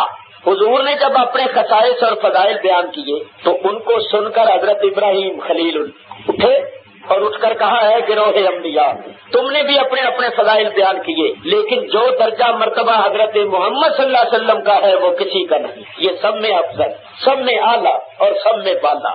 تو معراج کی رات 1,24,000 پیغمبر کے اجتماع میں نبی پاک کی عظمت و شان کے ڈنکے بجے، حضور کی فضیلت کے ڈنکے بجے، سارے نبیوں نے تسلیم کیا کہ یہ ہمارا امام، ہم اس کے مقتدی، یہ ہم سب میں افضل اور اعلیٰ ہے۔ تو معراج کی رات مسجد اقصی میں حضور کی فضیلت و شان کے ڈنکے بجے تھے۔ مسلمانوں اللہ کا لاکھ لاکھ شکر کرو جس نے اس نبی کی امت میں ہمیں پیدا کی جو سارے نبیوں کے سردار۔ کتابیں پڑھ کر دیکھو، امام قاضی عیاض نے شفا شریف میں لکھا کہ حضرت ابراہیم خلیل اللہ اور حضرت موسیٰ کلیم اللہ جو نبی کریم کے بعد سارے نبیوں میں افضل ہیں، وہ یہ کہتے تھے یا اللہ تو نے نبی بنایا، یہ تیرا احسان ہے، لیکن اے اللہ اگر تو اپنے حبیب کی امت میں پیدا کرتا تو ہم اس سے زیادہ فخر کرتے۔ تو اللہ کا کتنا فضل ہے، کتنا احسان ہے کہ اس نے محض اپنے فضل و کرم سے ہمیں حضور سید الانبیاء کی امت میں پیدا کیا۔ تو ہمیں بھی چاہیے کہ امتی بن کے رہیں، کوئی خیال کریں، کوئی شرم کریں، امتی بن کے رہیں۔ ایسا نہ ہو کہ کل قیامت کے دن حضور ہماری شکلیں دیکھ کر بتا دیں کہ یہ میرے امتی نہیں، یہ تو ہپی ہیں، ہپی، یہ میرے امتی نہیں، یہ ٹیڈی ہیں، ٹیڈی، یہ میرے امتی نہیں، یہ فلم ایکٹر ہیں، فلم ایکٹر۔ ان کو میری سنت سے پیار نہیں تھا، میری سنت سے محبت نہیں تھی، ان کو یہود و نصارہ کے طریقے سے پیار تھا، یہ تو میری سنت کا مذاق اڑایا کرتے تھے۔ تو پھر بولو کیا حال ہوگا؟ قسم خدا کی اگر سرکار نے اپنے دامن میں پناہ نہ دی تو پھر کہیں بھی پناہ نہیں دی۔ حضور علیہ الصلوۃ والسلام کو سب سے زیادہ محبوب رکھو اور حضور کی سنت اور حضور کے طریقے کو بھی سب سے زیادہ محبوب رکھو تاکہ کل قیامت کے دن حضور اپنے دامن میں چھپائے۔ تو حضور نبی کریم علیہ الصلوۃ والسلام کے نقش قدم پر چلو، اپنی شکلیں بنوا دو تو وہ مرنے مارنے کے لیے تیار ہو جائے گا کہ تو نے مجھے یہ کہا کیوں ہے۔ حالانکہ ان کا گرو نہ کوئی نبی نہ کوئی ولی، وہ درویش فقیر مجذوب آدمی تھے، بال ورد۔ تو اس ساری قوم کے لیے وہ ایک طریقہ ہی بن گیا. اور ہمارے نبی تو سید الانبیاء حبیب کبریا کہ نسبت خاک رہا بعالم پاک کتے سکھانا درود کتے زیادہ نبی. حضور کی اتباع حضور کی غلامی تو اللہ کا محبوب بنا دیتی ہے. لیکن افسوس وہ تو اپنے گرو کے طریقے کو نہیں چھوڑتے اور ہم سید الانبیاء کے طریقے کو چھوڑ دیں. یہ ہماری بدقسمتی نہیں ہے. چاہیے تو یہ تھا کہ دنیا میں ہزاروں انقلاب آ جاتے, ہزاروں تغیرات پیدا ہو جاتے, مگر ہم اپنے نبی کا طریقہ نہ چھوڑتے. ہماری شکل صورت, ہمارا کردار, ہمارے افعال ایسے ہوتے کہ دیکھ کر لوگ اسلام کی صداقت کی شہادت دیتے, کہتے بھی کیا کہنے, واقعی وہ نبی سچا ہے جس کے امتی یہ ایسے ہیں. کیونکہ صداقت, امانت, دیانت ایسی چیزیں ہیں جن کا اثر پڑتا ہے. ہمارے اسلاف ایسے گزرے کہ ان کے عظیم الشان کارنامے, ان کی پرہیزگاری, ان کی صداقت, دیانت کو دیکھ کر کافر کلمہ پڑھ لیتے تھے. وہ کہتے تھے جن لوگوں کی زندگی ایسی پاکیزہ ہے ان کا دین وقت ہی ہے. اور ہمارا حال دیکھ کر لوگ اسلام کا بھی جناب مذاق اڑا رہے, اسلام سے متنفر ہو رہے. تو میاں اس نبی کے امتی بن کے رہو, زمانے کو نہ دیکھو, زمانے کے رسم و رواج کو نہ دیکھو, اللہ تعالیٰ اور اس کے رسول کو دیکھو. یہ زمانہ, یہ دنیا کسی پر راضی نہیں ہوتی, یہ لوگ کبھی کسی سے راضی نہیں ہوتے. اگر کوئی مالدار ہو جائے تو راضی نہیں, تو دیکھ کے جلتے. غریب ہو تو راضی نہیں. کسی شخص کے بیٹے کی شادی ہو, وہ اپنے بیٹے کی شادی میں بڑا تکلف کرے, خرچہ مرچہ کرے, خوب دیکھے میکے چڑھائے, مرغے شرغے پکائے اور ڈیکوریشن روشنی خوب کرے نا, تو لوگ کھا کے جائیں گے نا. کسی شخص کے بیٹے کی شادی ہو, وہ اپنے بیٹے کی شادی میں بڑا تکلف کرے, خرچہ مرچہ کرے, خوب دیکھے میکے چڑھائے, مرغے شرغے پکائے اور ڈیکوریشن روشنی خوب کرے نا, تو لوگ کھا کے جائیں گے نا, کھا کے بھی جائیں گے. اور پتہ کیا کہتے جائیں گے, کہیں گے میاں سب آرام کی کمائی. تبھی تو پانی کی طرح باریا دیکھ کتنا خرچہ کیا, سب بلیک مارکیٹ, سب بے ایمانی. آگے بھی جائیں گے, برائی بھی کرتے جائیں گے. اور اب اگر کوئی زیادہ تکلف نہ کرے, سادہ کھانا پکائے, خرچہ مرچہ زیادہ نہ کرے, تو لوگ کھا کے جائیں گے تو کیا کہیں گے, کہیں گے میاں کنجوس مکھی چوس ہے, دیکھو رب نے اتنا دے رکھا ہے اور کھانا کیسا پکایا. تو اس کے باپ دادے بھی ایسے ہی تھے. اگر وہ تکلف نہ کرے تو کنجوس کہیں گے, اور اگر وہ کرے تو کہیں گے میاں سب آرام کی کمائی ہے, پانی کی طرح بارے. تو لوگ کسی پر راضی نہیں ہوتے. لیکن افسوس ہم لوگوں کو راضی کرتے کرتے اللہ رسول کو ناراض کر لیتے ہیں, اور لوگ بھی راضی نہیں ہوتے. اللہ رسول سے ناراض ہو ہی جائے, نہ خدا ہی ملا, نہ وصال صنم, نہ ادھر کے رہے نہ ادھر کے رہے. اور اولیاء اللہ کی شان یہ ہے کہ وہ اللہ رسول کو راضی کرتے, وہ دنیا کی پرواہ نہیں کرتے. اللہ رسول کو راضی کرتے کرتے اگر کوئی ناراض ہوتا ہے تو ہوتا رہے, پرواہ نہیں. تو جب وہ اللہ رسول کو راضی کر لیتے ہیں تو پھر سب ان سے راضی ہو جاتے. جن سے اللہ رسول راضی ان سے سب راضی. تو میاں اللہ رسول کو راضی کرو, پھر دیکھنا ہم لوگ دنیا کے لیے اللہ رسول کو ناراض کر لیتے ہیں, وہ دنیا بھی ہمارے ہاتھ نہیں آتی. ہم نے اللہ پر بھروسہ ہی چھوڑ دیا, ہم نے دنیا کو ہی مقدم کر دیا, دین کا مذاق اڑانا شروع کر دیا. یہاں تک کہ یہ نوجوان اسلام اسلام کرتے, کیا اسلام ہے, اس قسم کی باتیں بھی نوجوان کرتے, تو یہ کفر نہیں ہے اسلام کا مذاق اڑانا. مسلمانی اور کس کا نام ہے, مسلمان یہ ہے کہ اسلام اور اسلام کے سارے احکام کو دل و جان سے مان لے, اور جب اسلام کی بات آ جائے دم نہ مارے, سر جھکا دے. اللہ فرماتا ہے فلا وربک لا یؤمنون حتی یحکموک فیما شجر بینہم. اے محبوب تیرے رب کی قسم, کوئی مومن ہو ہی نہیں سکتا جب تک اپنے سارے معاملات میں تجھے اپنا حاکم نہ مانے, تیرے حکم کو دل و جان سے تسلیم نہ کرے. مسلمان ہیں تو بولو ہم دل و جان سے تسلیم کرتے, جب عمل نہیں کرتے تو تسلیم کیسا ہو. تو میرا کہنا یہ تھا کہ اللہ نے ہم پر اتنا فضل کیا, اتنا کرم کیا ہے کہ ہمیں اپنے حبیب کا امتی بنایا ہے, تو ہمیں امتی بن کے رہنا چاہیے. اس حبیب کی رضا کو پیش نظر رکھنا چاہیے کہ وہ حبیب راضی رہے. بس وہ حبیب راضی ہو گیا تو اللہ بھی راضی اور سب راضی, اور اگر وہ ناراض ہو گیا تو اللہ بھی ناراض اور پھر سب ناراض, اور پھر ہم تو جہانوں میں ناکام ہو جائیں. میرے دوستوں بزرگوں, مسجد اقصی میں انبیاء کرام علیہم الصلوۃ والسلام کے اجتماع میں حضور کی فضیلت و شان کے ڈنکے بجے. وہی دولہا ہے, وہی باراتی ہے اور وہی سواری ہے. اب یہ نورانی بارات مسجد اقصی سے آگے چلی. لو میاں آن کی آن میں پہلا آسمان آ گیا, زمین سے لے کر آسمان تک بلحاظ پیدل 500 سال کا رستہ ہے, اور ہر آسمان کے درمیان اتنی مسافت ہے. دوسرا آ گیا, تیسرا, چوتھا, پانچواں, چھٹا, ساتویں آسمان پر تشریف لے گئے. پہلے آسمان پر حضرت آدم علیہ السلام تھے, دوسرے پر حضرت عیسیٰ اور حضرت یحییٰ, تیسرے پر حضرت یوسف, چوتھے پر حضرت ادریس, پانچویں پر حضرت ہارون, چھٹے پر حضرت موسیٰ, اور 7ویں پر حضرت ابراہیم علیہ الصلوۃ والسلام. ان نبیوں نے حضور کا استقبال کیا. حضور نے 7 آسمانوں کی سیر کی، عجائبات دیکھے اور سیر کرتے ہوئے 7ویں آسمان پر تشریف لے گئے. اللہ فرماتا ہے لِنُرِيَهُ مِنْ آيَاتِنَا. صاحب تفسیر روح المعانی فرماتے ہیں لِنُرِيَهُ مِنْ آيَاتِنَا میں 7 آسمانوں کی معراج کا ذکر ہے. حضور نے ان آسمانوں میں اللہ تعالیٰ کی بڑی بڑی نشانیاں دیکھی. لَقَدْ رَأَىٰ مِنْ آيَاتِ رَبِّهِ الْكُبْرَىٰ. بے شک نبی پاک نے اپنے رب کی بڑی بڑی نشانیوں کو دیکھا. 7 آسمانوں کے اوپر 500 برس کی راہ پر ایک مقام ہے جس کا نام ہے بیت المعمور. یہ فرشتوں کا کعبہ ہے. بیت المعمور سے آگے 500 برس کی راہ پر ایک مقام ہے جس کا نام ہے سدرۃ المنتہا. یاد رکھنا جنت بھی سدرہ کے پاس ہے. اللہ فرماتا ہے عند سدرۃ المنتہا عندہا جنت المأویٰ. تو جنت سدرہ کے پاس ہے. حضور نے جنت کی سیر کی. اللہ تعالیٰ نے جنت دکھائی. جنت میں جو طرح طرح کی نعمتیں اللہ تعالیٰ نے اپنے مقبول بندوں کے واسطے تیار کی ہیں سب دکھائی. حضور فرماتے ہیں میں نے جنت میں ایسی ایسی نعمتیں دیکھی ہیں کہ وہ نعمتیں نہ کسی آنکھ نے دیکھی ہیں اور نہ کسی کان نے. اللہ نے سب کچھ دکھایا. محبوبہ یہ نبیوں کے درجے ہیں، یہ اولو العزم رسولوں کے درجے ہیں، یہ صدیقوں کے، یہ شہیدوں کے، یہ صالحین کے، سب کچھ دکھایا.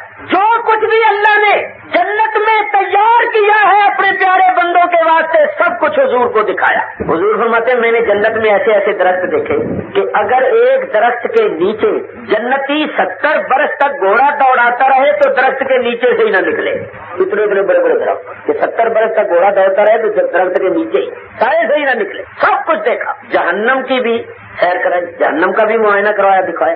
جو طرح طرح کے عذاب، طرح طرح کی سزائیں اللہ نے تیار کی ہیں کافروں منافقوں ظالموں کے واسطے سب کچھ دکھایا. محبوب ہے کافروں کا درجہ ہے، منافقوں کا ہے، ظالموں کا ہے، زانیوں کا ہے، راشیوں کا ہے، سود کھانے والوں کا ہے، بے ادبوں گستاخوں کا. ایسی ایسی سزائیں کچومر نکال کے رکھ دیں گی. سب کچھ دکھایا. جنت کی بھی سیر کی، دوزخ کی بھی سیر کی. اور حضور علیہ الصلوۃ والسلام نے برزخ کو بھی دیکھا. برزخ جانتے ہو کون سا عالم ہے؟ مرنے کے بعد مرنے والا قیامت تک جس عالم میں رہے گا اس کا نام ہے عالم برزخ. تو اللہ نے دکھایا کہ مرنے والے مرنے کے بعد قیامت تک جس عالم میں رہیں گے اس عالم کا کیا حال ہے. تو اس میں سے 2-4 باتیں میں عرض کروں تاکہ ہم سبق حاصل کریں. حضور فرماتے ہیں ہم ایسے لوگوں پر گزرے کہ فرشتے پتھر مار مار کے ان کا سر توڑ رہے تھے. مارتے پتھر اور سر ریزہ ریزہ ٹکڑے ٹکڑے ہو جاتے. اللہ سر کو پھر جوڑ دیتے، فرشتے مار کے پھر توڑ دیتے، اللہ پھر جوڑ دیتا. اللہ اس لیے جوڑتا جاتا ہے تاکہ ان لوگوں کو سر پھوڑنے کی سزا برابر ملتی رہے. 1-2 بار نہیں برابر. اور اللہ تعالیٰ پر تو کچھ مشکل نہیں. تو جبریل امین نے کہا یا رسول اللہ یہ وہ لوگ ہیں جو فرض نمازیں نہیں پڑھتے تھے. ان لوگوں کے سروں کو توڑا پھوڑا جا رہا ہے جو نمازیں نہیں پڑھتے تھے، جو سر اللہ کے حضور جھکتے نہیں تھے، سجدے نہیں کرتے تھے. یہ ان کا حال ہے. یا رسول اللہ قیامت تک ان کو یہ سزا ملے گی اور آخرت کا عذاب ابھی باقی ہے. تو جو نمازیں نہیں پڑھتے وہ سبق حاصل کریں. دیکھ لیں گے جو نمازیں نہیں پڑھتے وہ سبق اور عبرت حاصل کریں کہ مرنے کے بعد قیامت تک یہ سزا ملے گی اور آخرت کا عذاب ابھی باقی ہے. حضور فرماتے ہیں پھر ہم ایسے لوگوں پر گزرے جو 4 پایوں کی طرح زمین پر پھر پھر کے گندگی کھا رہے تھے اور وہ ننگے تھے اور آگے پیچھے کے مقام پر کیکڑے لپیٹے ہوئے اور بڑی مکروہ شکلیں ہوئی ہوئی ہیں، ذلیل حالت. ہاتھ بھی زمین پر رکھے ہوئے ہیں، پیر تو ہوتے ہی ہیں. 4 پایوں کی طرح زمین پر پھر پھر کے گندگی نجاست کھا رہے. تو جبریل امین نے کہا یا رسول اللہ یہ وہ لوگ ہیں جو مالدار تھے جن پر زکوٰۃ فرض تھی اور یہ زکوٰۃ نہیں دیتے. اللہ نے ان کو بہت کچھ دیا تھا. یہ ملوں کے مالک تھے، کارخانوں کے مالک تھے، بڑی بڑی فرمیں تھیں، ان کی لاکھوں روپیہ زکوٰۃ بنتی تھی مگر یہ زکوٰۃ نہیں دیتے تھے. دنیا میں یہ بڑی ٹھاٹ کے ساتھ بنگلوں میں رہتے تھے، ان کی کاریں تھیں اور بڑے رئیس بنے ہوئے تھے اور آج ان کی ذلت کا حال دیکھیے اور آخرت کا عذاب ابھی باقی ہے. حضور فرماتے ہیں پھر ہمارا گزر ایسے لوگوں پر ہوا ان کے پیٹ اتنے بڑے تھے جتنا بڑا کمرہ ہوتا ہے. کمرہ اتنے بڑے پیٹ اور وہ پیٹ بھی تمبورے کی طرح کسے ہوئے جیسے فٹ بال میں ہوا بھری ہوئی ہو اور پیٹوں کے اندر سانپ اور بچھو چلتے ہوئے ڈستے ہوئے کاٹتے ہوئے نظر آ رہے تھے اور ان کو کسی کروٹ چین نہیں. چین کیا ہے؟ اتنا تو بڑا پیٹ لگا ہوئے، نہ وہ کھڑا ہونے دے، نہ وہ لیٹنے دے اور نہ وہ بیٹھنے دے. اور پھر اتنے سانپ بچھو جب اندر जनाबे वाला दौड़ भाग रहे हैं, काट रहे हैं, डस रहे हैं, तो चैन कैसे आए? हाय हाय कर मर रहे हैं, जैसे बड़ी तकलीफ है। तो जिब्रील अमीन ने कहा या रसूल अल्लाह, ये वो लोग हैं जो रिश्वत खाते थे, सूद खाते थे, हराम और नाजायज तरीके से माल हासिल करके अपना पेट भरते थे। इन्होंने दुनिया में हराम माल से अपना पेट भरा, तो जितना इन्होंने खाया हुआ ना सारा आज इकट्ठा कर देता है। इसके वास्ते पेट कमरा बढ़े हैं, जितना खाया ना इन्होंने सारा आज इकट्ठा। तो आज उसी पेट की तकलीफ में मुब्तला है और आखिरत का अजाब अभी बस। देखो जरा देखो कि हमारे मुल्क में कितनी रिश्वत चल रही। तो बताओ, दफ्तरों में बगैर सिफारिश और रिश्वत के काम ही नहीं होता इल्ला माशाअल्लाह। पहले तो लोग छुप छुपा के कुछ करते थे, आजकल तो खुले बंदो असा जेब अगे कर छड्डीए हादा मिन फजले वड्डीए खुल्लो गुल्ला है। तो मियाँ याद रखो, जो लोग रिश्वत के, सूद के और चोरी करके या जेब काट के नाजायज और हराम तरीके से दूसरों का माल खाते हैं, वो ये न समझे कि हमारे हलक से नीचे ये लजीज लुकमे उतर रहे। ये लजीज लुकमे नहीं, ये सांप और बिच्छू हैं, ये आग के अंगारे हैं। मा याकुलूना फी बुतूनिहिम इल्ला अन्नार। अल्लाह फरमाता है वो अपने पेटों को नहीं भरते मगर आग से। आग पेट में जा रही, ये आग के अंगारे हैं। कयामत के दिन पता चलेगा। अल्लाह ताला रिज़्क़े हलाल अता फरमाए। रिज़्क़े हलाल की कोशिश करो। हुजूर फरमाते हैं जिसके हलक से नीचे एक हराम का लुकमा उतर जाए 40 रोज तक उसकी ना इबादत कबूल होती है ना दुआ कबूल होती है। आजकल लोग परवाह ही नहीं करते। पहले लोग बहुत ख्याल करते थे हलाल हराम का, आजकल तो परवाह ही नहीं। बस यही लोग सोच रहे हैं कि 2 और 2 4 कैसे बने। हराम हलाल को कोई देखता ही नहीं। अल्लाह ताला अपनी पनाह में रखे, हलाल रोजी अता फरमाए। मेरे दोस्तों बुजुर्गों, हुजूर अलैहिस्सलाम इरशाद फरमाते हैं फिर हम ऐसे लोगों पर गुजरे, उनके आगे 2 किस्म का गोश्त रखा हुआ था। एक तरफ हलाल तैयब सुथरा, जैसे तंदुरुस्त बकरे का ताजा बताजा खुशनुमा गोश्त होता है, कितना अच्छा लगता है वो भी प्लेट में डाल के रखा हुआ है दिखाने के लिए। और दूसरी तरफ सड़ा हुआ गंदा बदबूदार, जैसे कोई जानवर मर जाए तो वो पड़ा पड़ा चंद रोज में बू मार जाए, मुतगय्यर हो जाए, तो आप जानते हैं वो सारा इलाका ही मुतफन हो जाता है, वहाँ से गुजरना मुश्किल हो जाता है। तो बोलो ऐसे गोश्त कोई खाना पसंद करता है? कोई इंसान का खाना क्या देखना भी पसंद नहीं करता। तो ऐसा गोश्त फरिश्ते खिला रहे हैं और डंडे मार मार के खाओ, उसको खाना पड़ता है, क्या करे, खा रहे। और वो दूसरा दिखाने के लिए रखा हुआ है कि अगर तू नेक होता तो तुझे ये मिलता, अब ये खा। तो वो सड़ा हुआ बदबूदार गंदा खा रहे हैं। तो जिब्रील अमीन ने कहा या रसूल अल्लाह, ये वो लोग हैं जिनके घरों में हलाल तैयब सुथरी बीवियां मौजूद थी, मगर ये उनके होते हुए गैर औरतों से नाजायज ताल्लुकात रखते थे। वो औरतें जो इनके लिए हलाल नहीं थी, इन्होंने उनको इस्तेमाल किया, बदकारी की, बुराई की, ज़िना किया, वहाँ इन्होंने हराम गोश्त खाया। अब कयामत तक इनको ये गंदा सड़ा हुआ खिलाया जाएगा और आखिरत का अज़ाब अभी बाकी है। हुजूर फरमाते हैं फिर हमने ऐसी औरतों को देखा कि फरिश्तों ने उनको उल्टा लटका रखा था, सर नीचे और पैर ऊपर, उल्टी लटकी, और ये लोहे के सरिये जहन्नम की आग में तपाए हुए, जो इतने तपे हुए थे कि आग की मानिंद हो गए थे, सुर्ख, वो उनके जिस्मों से लगाए जाते। जब वो उनके जिस्मों के साथ लगाए जाते और उनके जिस्मों को दागा जाता तो वो चीखें मारती, चिल्लाती, तड़पती। तो जिब्रील अमीन ने कहा या रसूल अल्लाह, ये वो औरतें हैं जो अपने शौहरों की गैर मौजूदगी में गैरों से नाजायज ताल्लुकात रखती थी और गैरों के हाथ अपने जिस्म पर फिरवाती थी और बुराई का इर्तिकाब करती। तो जो औरतें बदकारी करती थी उनका ये हाल दिखाया गया कि मरने के बाद उनका कयामत तक यही हाल रहेगा। हुजूर फरमाते हैं फिर हमारा गुजर ऐसे ही औरतों पर हुआ कि फरिश्तों ने उनके सरों के बालों के साथ रस्से बांध के उनको लटका रखा। किसी के सर के बाल पकड़ के जरा उसको ऊपर उठाओ, पूरा वजन उसका हो, ऊपर उठा हुआ तो जो उसकी हालत होती है वो उससे पूछो। और ये 2-4 मिनट की बात नहीं, क़यामत तक लटकी रहेगी। तो जिब्रील अमीन ने कहा या रसूल अल्लाह, ये वो औरतें हैं जो बदकारी तो नहीं करती थी मगर नंगे सर गलियों और बाजारों में फिरती थी। जो नंगे सर गलियों और बाजारों में फिरने वाली है कयामत तक किसी तरह लटकी रहेगी और आखिरत की सजा अभी बाकी है। इसी तरह फरमाया हमारा गुजर ऐसे लोगों पर हुआ कि फरिश्ते उनकी जुबानें काट रहे थे। इधर जुबान बढ़ती जाती है वो काटते जाते हैं, अल्लाह बढ़ाता जाता है वो काटते जाते हैं, और जब जुबान काटी जाती है उनको बड़ी तकलीफ होती है, तड़पते। तो जिब्रील अमीन ने कहा या रसूल अल्लाह, ये वो मौलवी हैं जो दूसरों को कहते थे और खुद अमल नहीं करते थे और मसले गलत करते थे, लोगों को गुमराह करते थे, दुनिया के हुक्काम को राजी करने के लिए हराम को हलाल और हलाल को हराम बनाने की कोशिश करते, दुनिया के मफाद के लिए انہوں نے دین کو بدلنے کی کوشش کی، اور یہ وہ لوگ ہیں جو بتوں کے حق میں اتری ہوئی آیتیں، کافروں مشرکوں کے حق میں اتری ہوئی آیتیں مسلمانوں پر لگاتے تھے۔ یہ وہ گمراہ مولوی ہیں جو بڑا زبانیں چڑھ چڑھ کر کے بولتے تھے اور غلط مسئلے کرتے تھے اور خود عمل نہیں کرتے تھے۔ قیامت تک ان کو یہ سزا ملے گی اور آخرت کا عذاب ابھی باقی۔ اسی طرح حضور فرماتے ہیں ہم نے ہونٹ کرتے ہوئے دیکھے جھوٹ بولنے والوں کے، غیبت کرنے والوں کے، گالیاں بکنے والوں کے۔ غرض یہ کہ دنیا میں طرح طرح کی برائیاں کرنے والے طرح طرح کے عذابوں میں مبتلا دکھائے گئے تاکہ حضور جا کر بیان کریں اور آپ کی امت ان برائیوں سے بچے۔ دنیا چند روزہ ہے، پتہ نہیں موت کب آ جائے۔ ہمیں چاہیے ہم سچی توبہ کریں اور اللہ کے ساتھ نیکی کرنے کا عہد کریں، تمام برائیوں سے بچیں۔ میں اور آپ ہم سب اپنے گریبانوں میں منہ ڈال کے دیکھیں کہ ان برائیوں میں سے ہمارے اندر کون سی برائی ہے، تو پھر اس کو چھوڑنے کی کوشش کریں۔ میاں نیکی کرو، نیکی کرو، نیکی کرو، دنیا چند روز ہے، کسی نے ساتھ نہیں دینا، اپنی قبر میں اکیلے ہی جانا ہے، وہاں یہی چیزیں کام آئیں گی، ایمان اور نیک اعمال۔ لو میاں نبی پاک علیہ السلام نے جنت کو بھی، جہنم کو بھی دیکھا اور برزخ کو بھی دیکھا، سدرۃ المنتہا پر آ گئے۔ یہ جبریل امین کا آخری مقام ہے۔ جبریل نے کہا بس یا رسول اللہ میں آگے نہیں جا سکتا، یہ میری آخری حد ہے، یہاں سے آگے نہ میں کبھی گیا ہوں اور نہ جا سکتا۔ حضور نے فرمایا جبریل یہ کوئی دوستی کا اصول ہے، راستے میں ہی ساتھ چھوڑ گئے، چلو نا اب آگے تک۔ تو جبریل امین نے کہا یا رسول اللہ میں آگے جا نہیں سکتا، نہ میں کبھی آگے گیا ہوں نہ جا سکتا ہوں، اور اگر آگے جاؤں تو اللہ کے نور سے جل جاؤں۔ ان تجاوز تو احترق تو بن نور، اگر میں یہاں سے آگے تجاوز کروں، آگے بڑھوں تو اللہ کے انوار و تجلیات سے جل جاؤں۔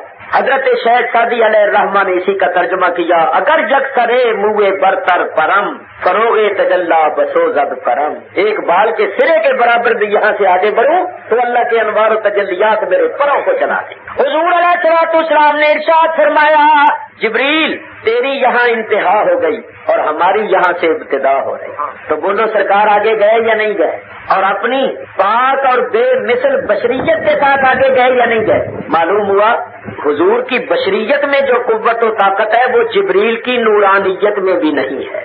اسی واسطے مولانا روم رحمت اللہ علیہ فرماتے جبرائیل اندر بشر بہر حق سوئے غریباں یک نظر۔ مولانا روم فرماتے ہیں یا رسول اللہ صلی اللہ علیہ وسلم آپ وہ سید البشر ہیں کہ ہزاروں جبریلی طاقتیں اور جبریلی لطافتیں آپ کی پاس بشریت میں پوشیدہ ہیں۔ یا رسول اللہ اللہ کے لیے ہم غریبوں پر ایک نظر کرم فرما دیجئے۔ تو میاں حضور کی بڑی شان ہے، جبریل رہ گئے اور سرکار آگے گئے۔ ذرا دھیان کرو، جبریل امین سارے فرشتوں کے سردار ہیں، نور ہیں، وہ کہتے ہیں میرے پر چلتے ہیں اور حضور آگے گئے۔ میں کہتا ہوں بہت اچھا ہوا جبریل ساتھ نہیں گئے، نہیں تو لوگوں نے یہ کہنا تھا کہ حضور کو رستہ جو نہیں معلوم تھا، تو جبریل رستہ بتا رہے تھے۔ رب نے فرمایا جبریل تو رہ جا تاکہ لوگوں کو پتہ چل جائے کہ میرا حبیب مجھ تک پہنچنے کے لیے کسی دوسرے کی رہنمائی کا محتاج نہیں، بلکہ دوسرے سب مجھ تک پہنچنے کے لیے میرے حبیب کی رہنمائی کے محتاج۔ لو جبریل بھی رہ گئے، سرکار دو عالم علیہ السلام آگے تشریف لے۔ حضور کے لیے اللہ کی طرف سے ایک نورانی تخت آیا جس کو رف رف کہا گیا ہے، رف رف، حضور اس پر بیٹھے، وہ چلا۔ نبی کریم علیہ السلام نے 70,000 حجابات طے کیے اور عرش معلیٰ کے اوپر تشریف لے گئے۔ یاد رکھنا عرش کے اوپر نہ کوئی زمان ہے نہ مکان، عرش کے اوپر لا مکان ہے، یہ زمان مکان سب نیچے۔ تو حضور جب عرش کے اوپر تشریف لے گئے تو گویا لا مکان میں جلوہ گر ہوئی، حیرت کا عالم تھا۔ حضور فرماتے ہیں اس حیرت کے عالم میں ہم نے غیب سے ایک آواز سنی، آواز آئی کفیا محمد ان ربک یصلی علیک، اے محمد صلی اللہ تعالی علیہ وسلم ذرا توقف کرو، آپ کا رب آپ پر درود بھیج رہا ہے۔ سبحان اللہ سبحان اللہ، فرش والے فرش پر درود بھیج رہے ہیں، آسمانوں والے آسمانوں میں درود بھیج رہے ہیں، اور عرش و فرش کا خالق و مالک اللہ تعالیٰ لا مکان میں درود بھیج رہا ہے۔ کان جدھر لگائیے تیری ہی داستان، اور اللہ تو ہر وقت درود بھیجتا ہے۔ ان اللہ و ملائکتہ یصلون علی النبی، اللہ بھی اور اس کے فرشتے ہر وقت حضور پر درود بھیجتے رہتے ہیں۔ تو یاد رکھنا درود تو ہر وقت ہی اللہ بھیجتا ہے، مگر اس وقت جو اللہ کی طرف سے صلاۃ آئی تھی یہ سمجھو خاص رحمتیں برکتیں تھیں، گویا اللہ تعالیٰ کے انوار و تجلیات نے آگے بڑھ کر نبی کریم کا استقبال کیا۔ اب کیا بتاؤں کہ سرکار کہاں تشریف لے گئے؟ بچ کے کہو کہ سرکار وہاں چلے گئے جہاں وہاں کہاں ہی ختم ہو چکا تھا۔ قرآن پڑھ کے اللہ تعالیٰ ارشاد فرماتا ہے ثم دنا فتدلی فکان قاب قوسین او ادنی، ثم دنا پھر قریب ہوئے، فتدلی اور خوب اتر آئے، فکان قاب قوسین او ادنی پھر ہو گئے مقدار 2 کمانوں کی یا اس سے بھی قریب۔ اب یہ جو آیتیں ہیں ان کی صحیح تفسیر، اسرار اور رموز کون بیان کرے؟ 2-4 باتیں جو بزرگوں سے پڑھی ہیں سنی ہیں وہ آپ کی خدمت میں پیش کرتا ہوں۔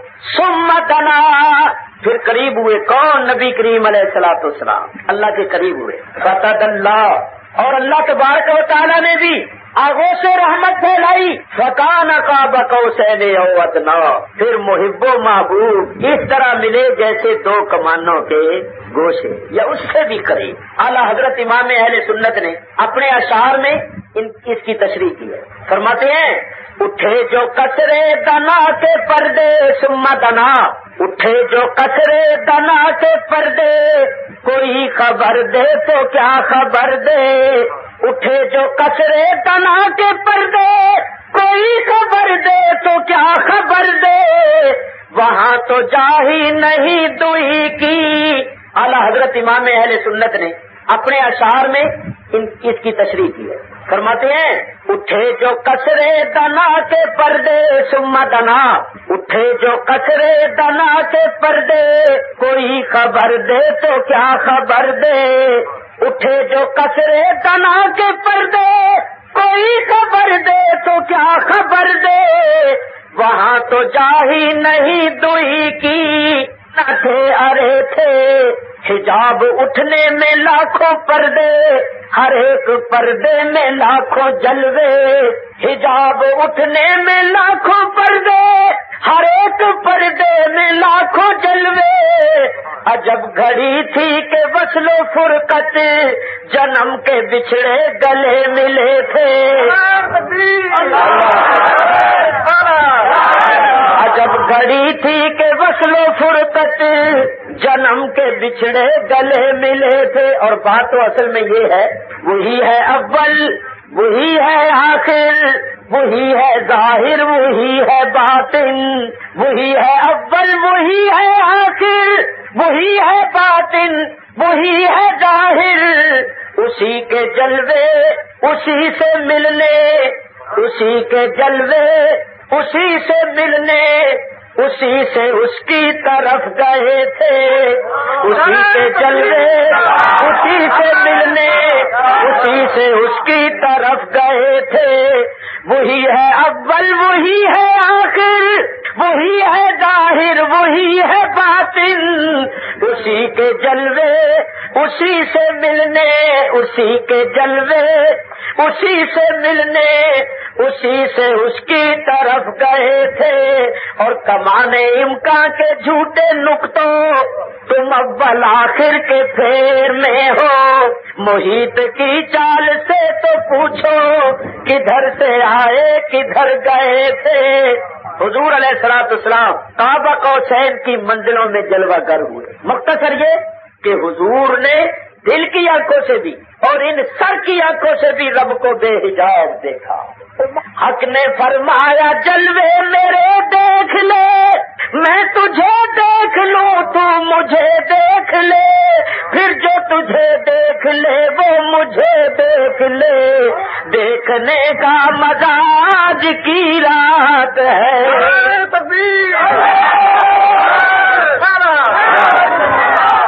حضور فرماتے ہیں اللہ نے میرے حلق میں ایک قطرہ ڈالا، اس سے مجھے کل شے کا علم کل شے کی معرفت حاصل ہو گئی۔ حضور فرماتے ہیں اللہ تعالیٰ نے مجھے ایسے علوم بھی عطا فرمائے جن کے چھپانے کا حکم ہے، وہ اسرار ہے، وہ بھید ہے، عام لوگ سمجھ نہیں سکتے۔ غرض یہ کہ میرا چراغ اللہ تعالیٰ نے اپنے حبیب کو بے شمار نعمتیں دی. دیکھو نا کتنے اشتیاق سے بلایا, تو بلا کے کیا کیا دیا ہوگا. رب دینے والا, اس کا حبیب لینے والا. کوئی اپنے محبوب سے کچھ چھپاتا ہے؟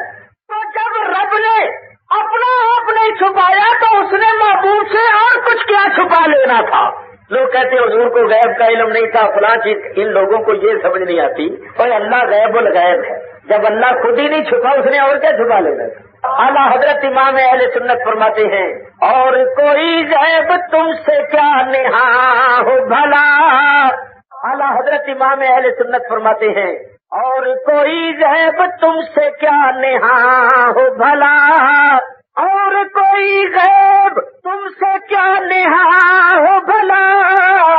جب نہ خدا ہی چھپا تم پہ کروڑوں درود. جس سے رب نہیں چھپا, جس سے رب نے اپنی ذات کو نہیں چھپایا, اس نے اور کچھ کیا چھپا لینا.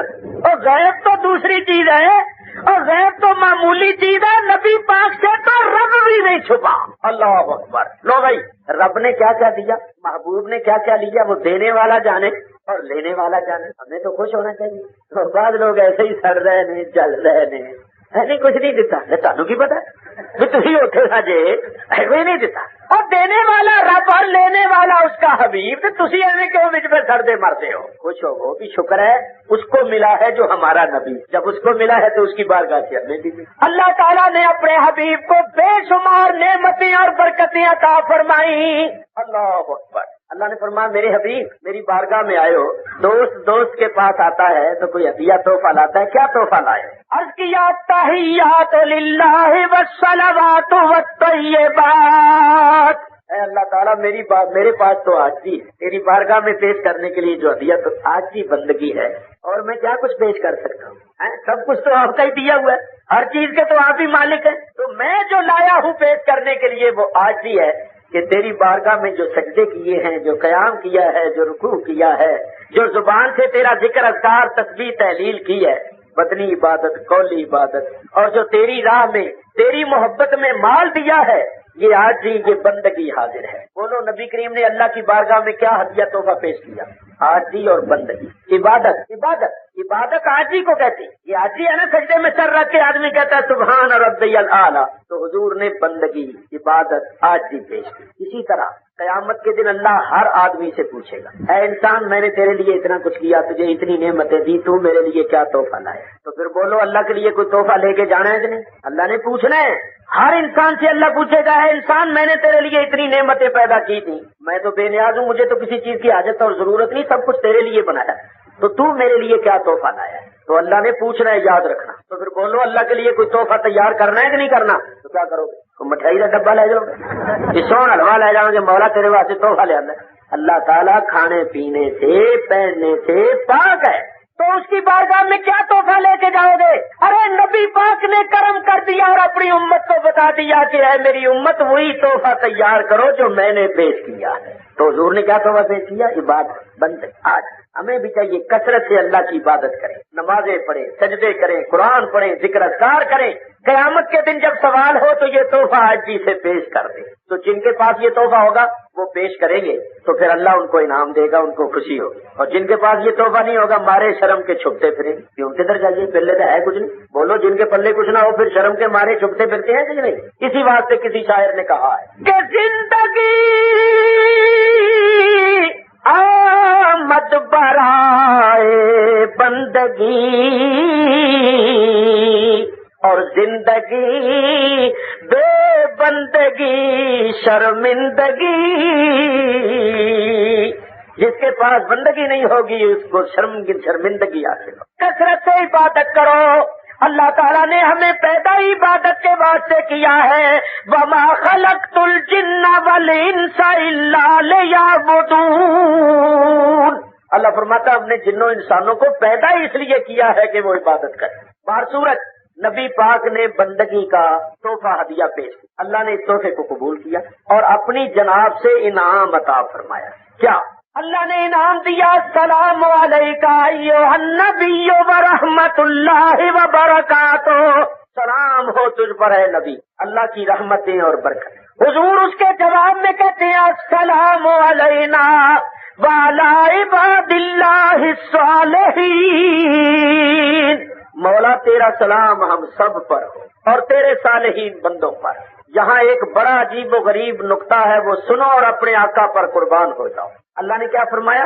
السلام علیکا، محبوب میرا سلام میری رحمتیں برکتیں تجھ پر ہو، علیکم نہیں۔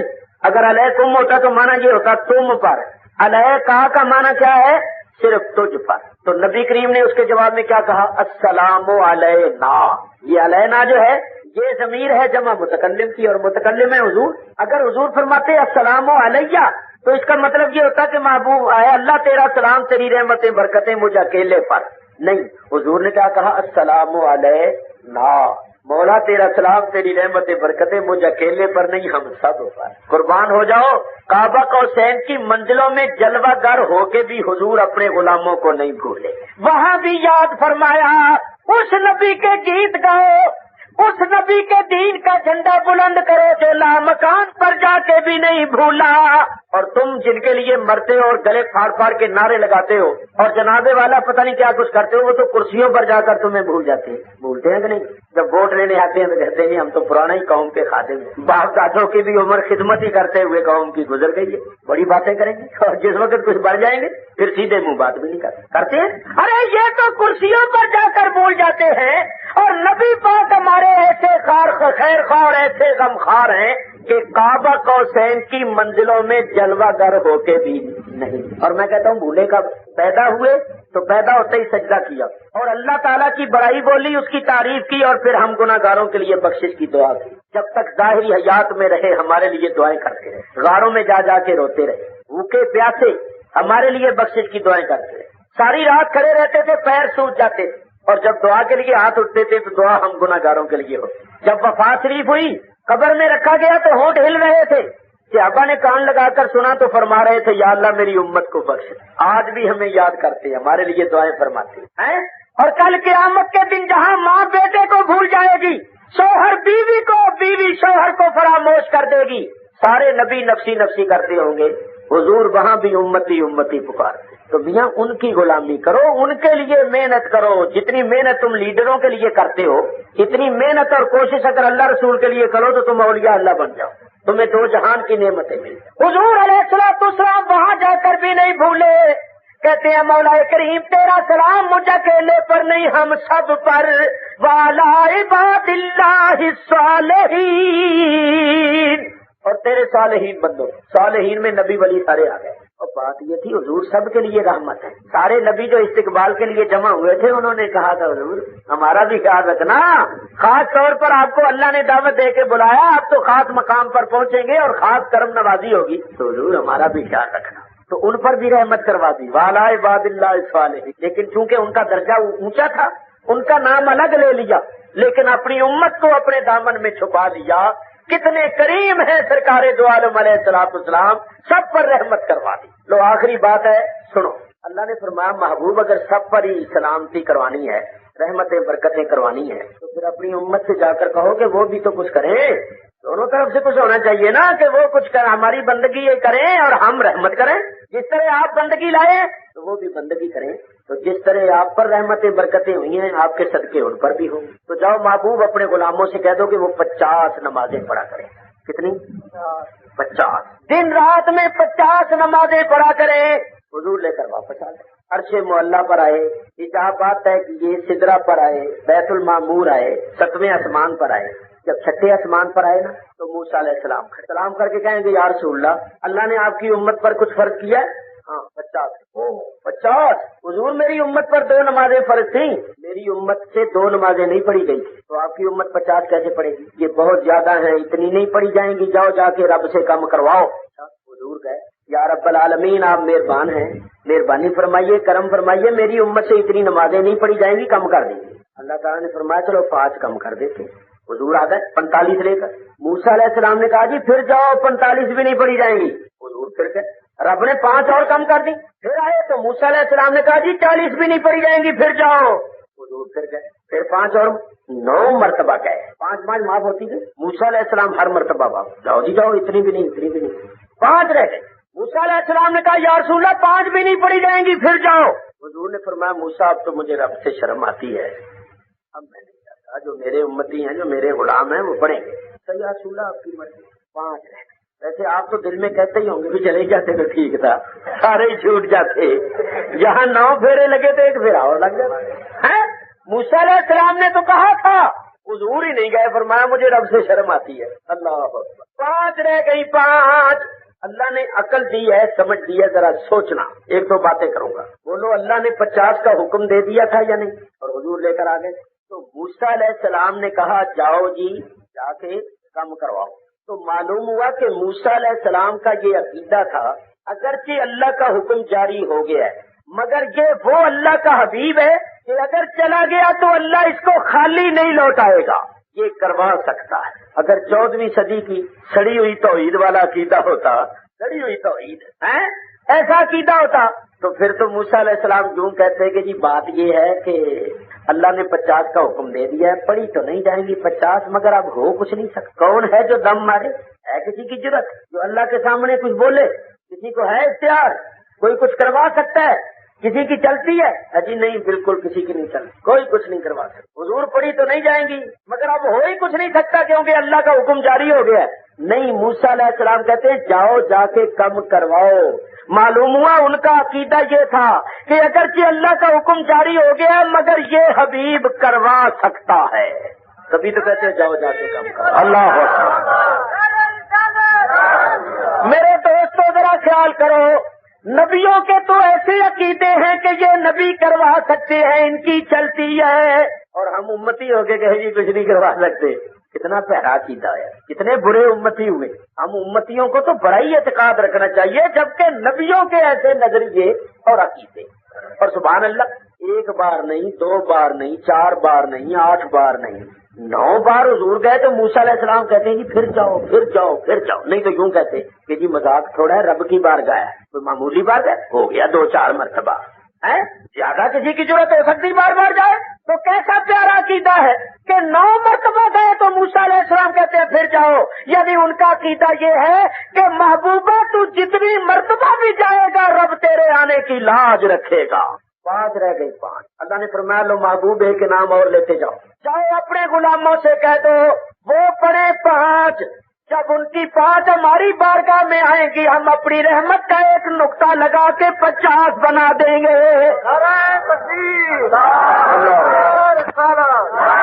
پڑھے 5، اجر و ثواب۔ من جاء بالحسنۃ فلہ عشر امثالھا، ہم اجر و ثواب 10 گنا زیادہ دیں۔ پڑھے 5، اجر و ثواب 50۔ ایک بات اور کرنی چھوٹی، یہ دل کے کانوں سے سننا، بولو کہ جب اللہ نے 50 کا حکم دیا تھا اور نبی کریم لے کر آ گئے تھے، اگر موسیٰ علیہ السلام راستے میں نہ کھڑے ہوتے اور حضور کو واپس نہ کرتے بار بار اور حضور 50 ہی لے کر آ جاتے تو پھر کیا بنتا؟ دن رات کے گھنٹے 24 اور نمازیں 50۔ موسیٰ علیہ السلام کے کہنے پر آسمان پر پہنچ کر حضور کو واپس کیا اور 50 کی 5 کروائیں۔ یہاں سے ایک مسئلہ ثابت ہوا، بولو موسیٰ علیہ السلام کی وفات ہو چکی ہے یا نہیں؟ کب؟ ہمارے نبی کے پیدا ہونے سے بھی 2000 سال، اور وہ اپنی قبر میں حضور جاتے ہوئے اسی واسطے فرما گئے کہ ہم نے ان کو اپنی قبر میں کھڑے ہو کر نماز پڑھتے دیکھا، وہ صاحب قبر بھی ہیں۔ تو بولو وہ چھٹے آسمان پر پہنچے یا نہیں، اور ہمارا وسیلہ بنے یا نہیں؟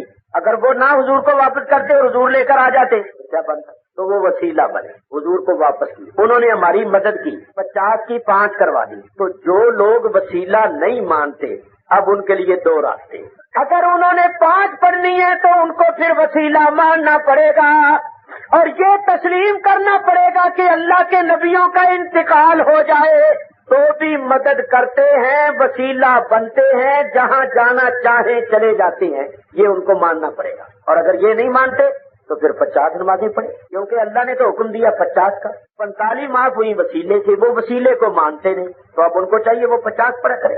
اگر 5 پڑھنی ہے تو وسیلہ ماننا پڑے گا، اور اگر وسیلہ نہیں مانتے تو 50 پڑھنی پڑے گی۔ اب دونوں میں سے جو وہ چاہے مان لیں، اور میں تو ان کو یہ مشورہ دیتا ہوں کہ وہ 50 ہی پڑھے تو ٹھیک ہے، 50 پڑھتے رہیں، نہ ان کو فرصت ملے اور نہ ہم پر وہ شرک و بدعت کے فتوے لگائیں، لگ گئے رہے اپنی نمازوں متے کسا کسا کے شامی کباب بنا رہے ہیں۔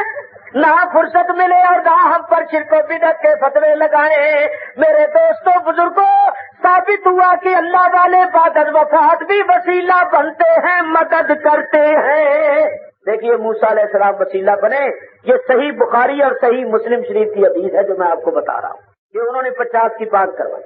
تو اب ایک محبت کا مسئلہ سن لو، صوفیانہ اور عاشقانہ، اور پھر ختم کروں۔ بات یہ ہے، آپ یہ خیال کریں گے کہ جب اللہ نے 50 کا حکم دیا تھا تو ہمارے نبی پاک نے کیوں نہ کہا کہ یا اللہ میری امت سے اتنی نہیں پڑی جائے گی؟ موسیٰ علیہ السلام کے کہنے پر واپس گئے۔ حضور کو اپنی امت کے ساتھ کوئی ہمدردی کو خیال نہیں تھا کہ میری امت 50 کیسے پڑے گی؟ حضور نے کیوں نہ کہا؟ موسیٰ علیہ السلام کے کہنے پر بار بار گئے۔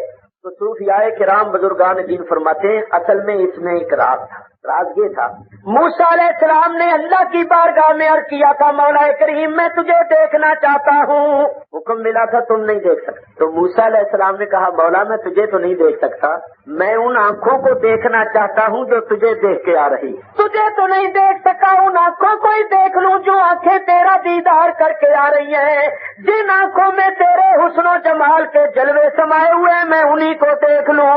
تو مولا میں دیکھنا چاہتا ہوں، اور تیرا حبیب تو بجلی کی طرح گزر جائے گا تو دیکھوں گا کیسے؟ تو انہوں نے فرمایا پرواہ نہ کرو، ہم 50 کا حکم دے کے بھیج دیتے ہیں، تم واپس کر دینا، بعد کا موقع بھی ملے گا، دیدار کا موقع بھی ملے گا، اور تمہارا وسیلہ بھی ثابت ہو جائے گا، میرے حبیب کا اختیار بھی ثابت ہو جائے گا، اور امت پر بھی کرم ہو جائے گا۔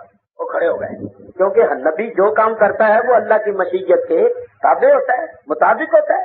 تو ان کا کھڑا ہونا اللہ کی مشیت کے مطابق تھا یا نہیں تھا؟ کب حضور آئے؟ حضور اللہ نے کوئی فرق کیا؟ ہاں جاؤ جی کام کرواؤ۔ مطلب یہ تھا کہ جاؤ جا کے رب کو پھر دیکھو تاکہ میں تمہیں پھر دیکھوں۔ اور کیا تعجب ہے کہ جب حضور گئے ہو تو موسیٰ علیہ السلام نے یہ کہنا شروع کر دیا ہو کہ یا اللہ ایک دم ہی 45 معاف نہ کر دینا، تھوڑی تھوڑی کر کے معاف کرنا تاکہ تمہارا حبیب بار بار تجھے دیکھے، میں بار بار تیرے حبیب کو دیکھوں۔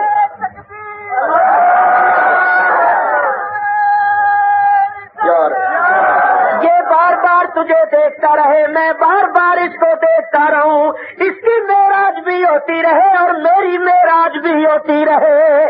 9 مرتبہ گئے تب بھی کہتے نہیں پھر جاؤ، تو حضور اگر نہ کہتے تو نہ ہوئی کہیں جانا بھی پھر جاؤ پھر جاؤ، تجھے بار بار انہوں ویکھی جاؤ، میں بار بار تو گے۔ اور جن آنکھیاں نے دل بر دکھا، جن آنکھیاں نے دل بر دکھا تے اسی اکھیاں تک لئیاں، تو ملیا تے ساجن ملیا، او محبوبہ تو ملیا تے خالق ملیا، تو ملیا تے ساجن ملیا، ہن آسان لگ پئیاں۔ اللہ حضور نے فرمایا موسیٰ اب مجھے رب سے شرم آتی ہے، جانتے تھے نا بھی 5 رہنی ہے اور 5 رکھنی ہے، اب میں نہیں جانتا۔ لو میاں حضور واپس آئے، وہی وقت تھا، وہی گھڑی تھی۔ خدا کی قدرت کے چاند حق کے کروڑوں منزل کا سفر کر کے، خدا کی قدرت کے چاند حق کے کروڑوں منزل کا سفر کر کے، ابھی نہ تاروں کی چھاؤں بدلی کہ نور کے تڑکے آلیے تھے، شفیع امت نبی رحمت رضا پہ للہ ہو عنایت، شفیع امت نبی رحمت خدا را ہم سب پہ ہو عنایت، اسے بھی ان خلاتوں سے حصہ، ہمیں بھی ان رحمتوں سے حصہ، جو خاص رحمت کے وہاں بٹے تھے، ہمیں بھی ان رحمتوں سے حصہ، جو خاص رحمت کے وہاں بٹے تھے۔ یا رسول اللہ لوجہ اللہ تعالی، اللہ تعالیٰ نے معراج کی رات جو آپ کو رحمتیں برکتیں عطا فرمائیں، ان رحمتوں برکتوں سے کچھ حصہ ہم غلاموں کو بھی عطا فرمائیے۔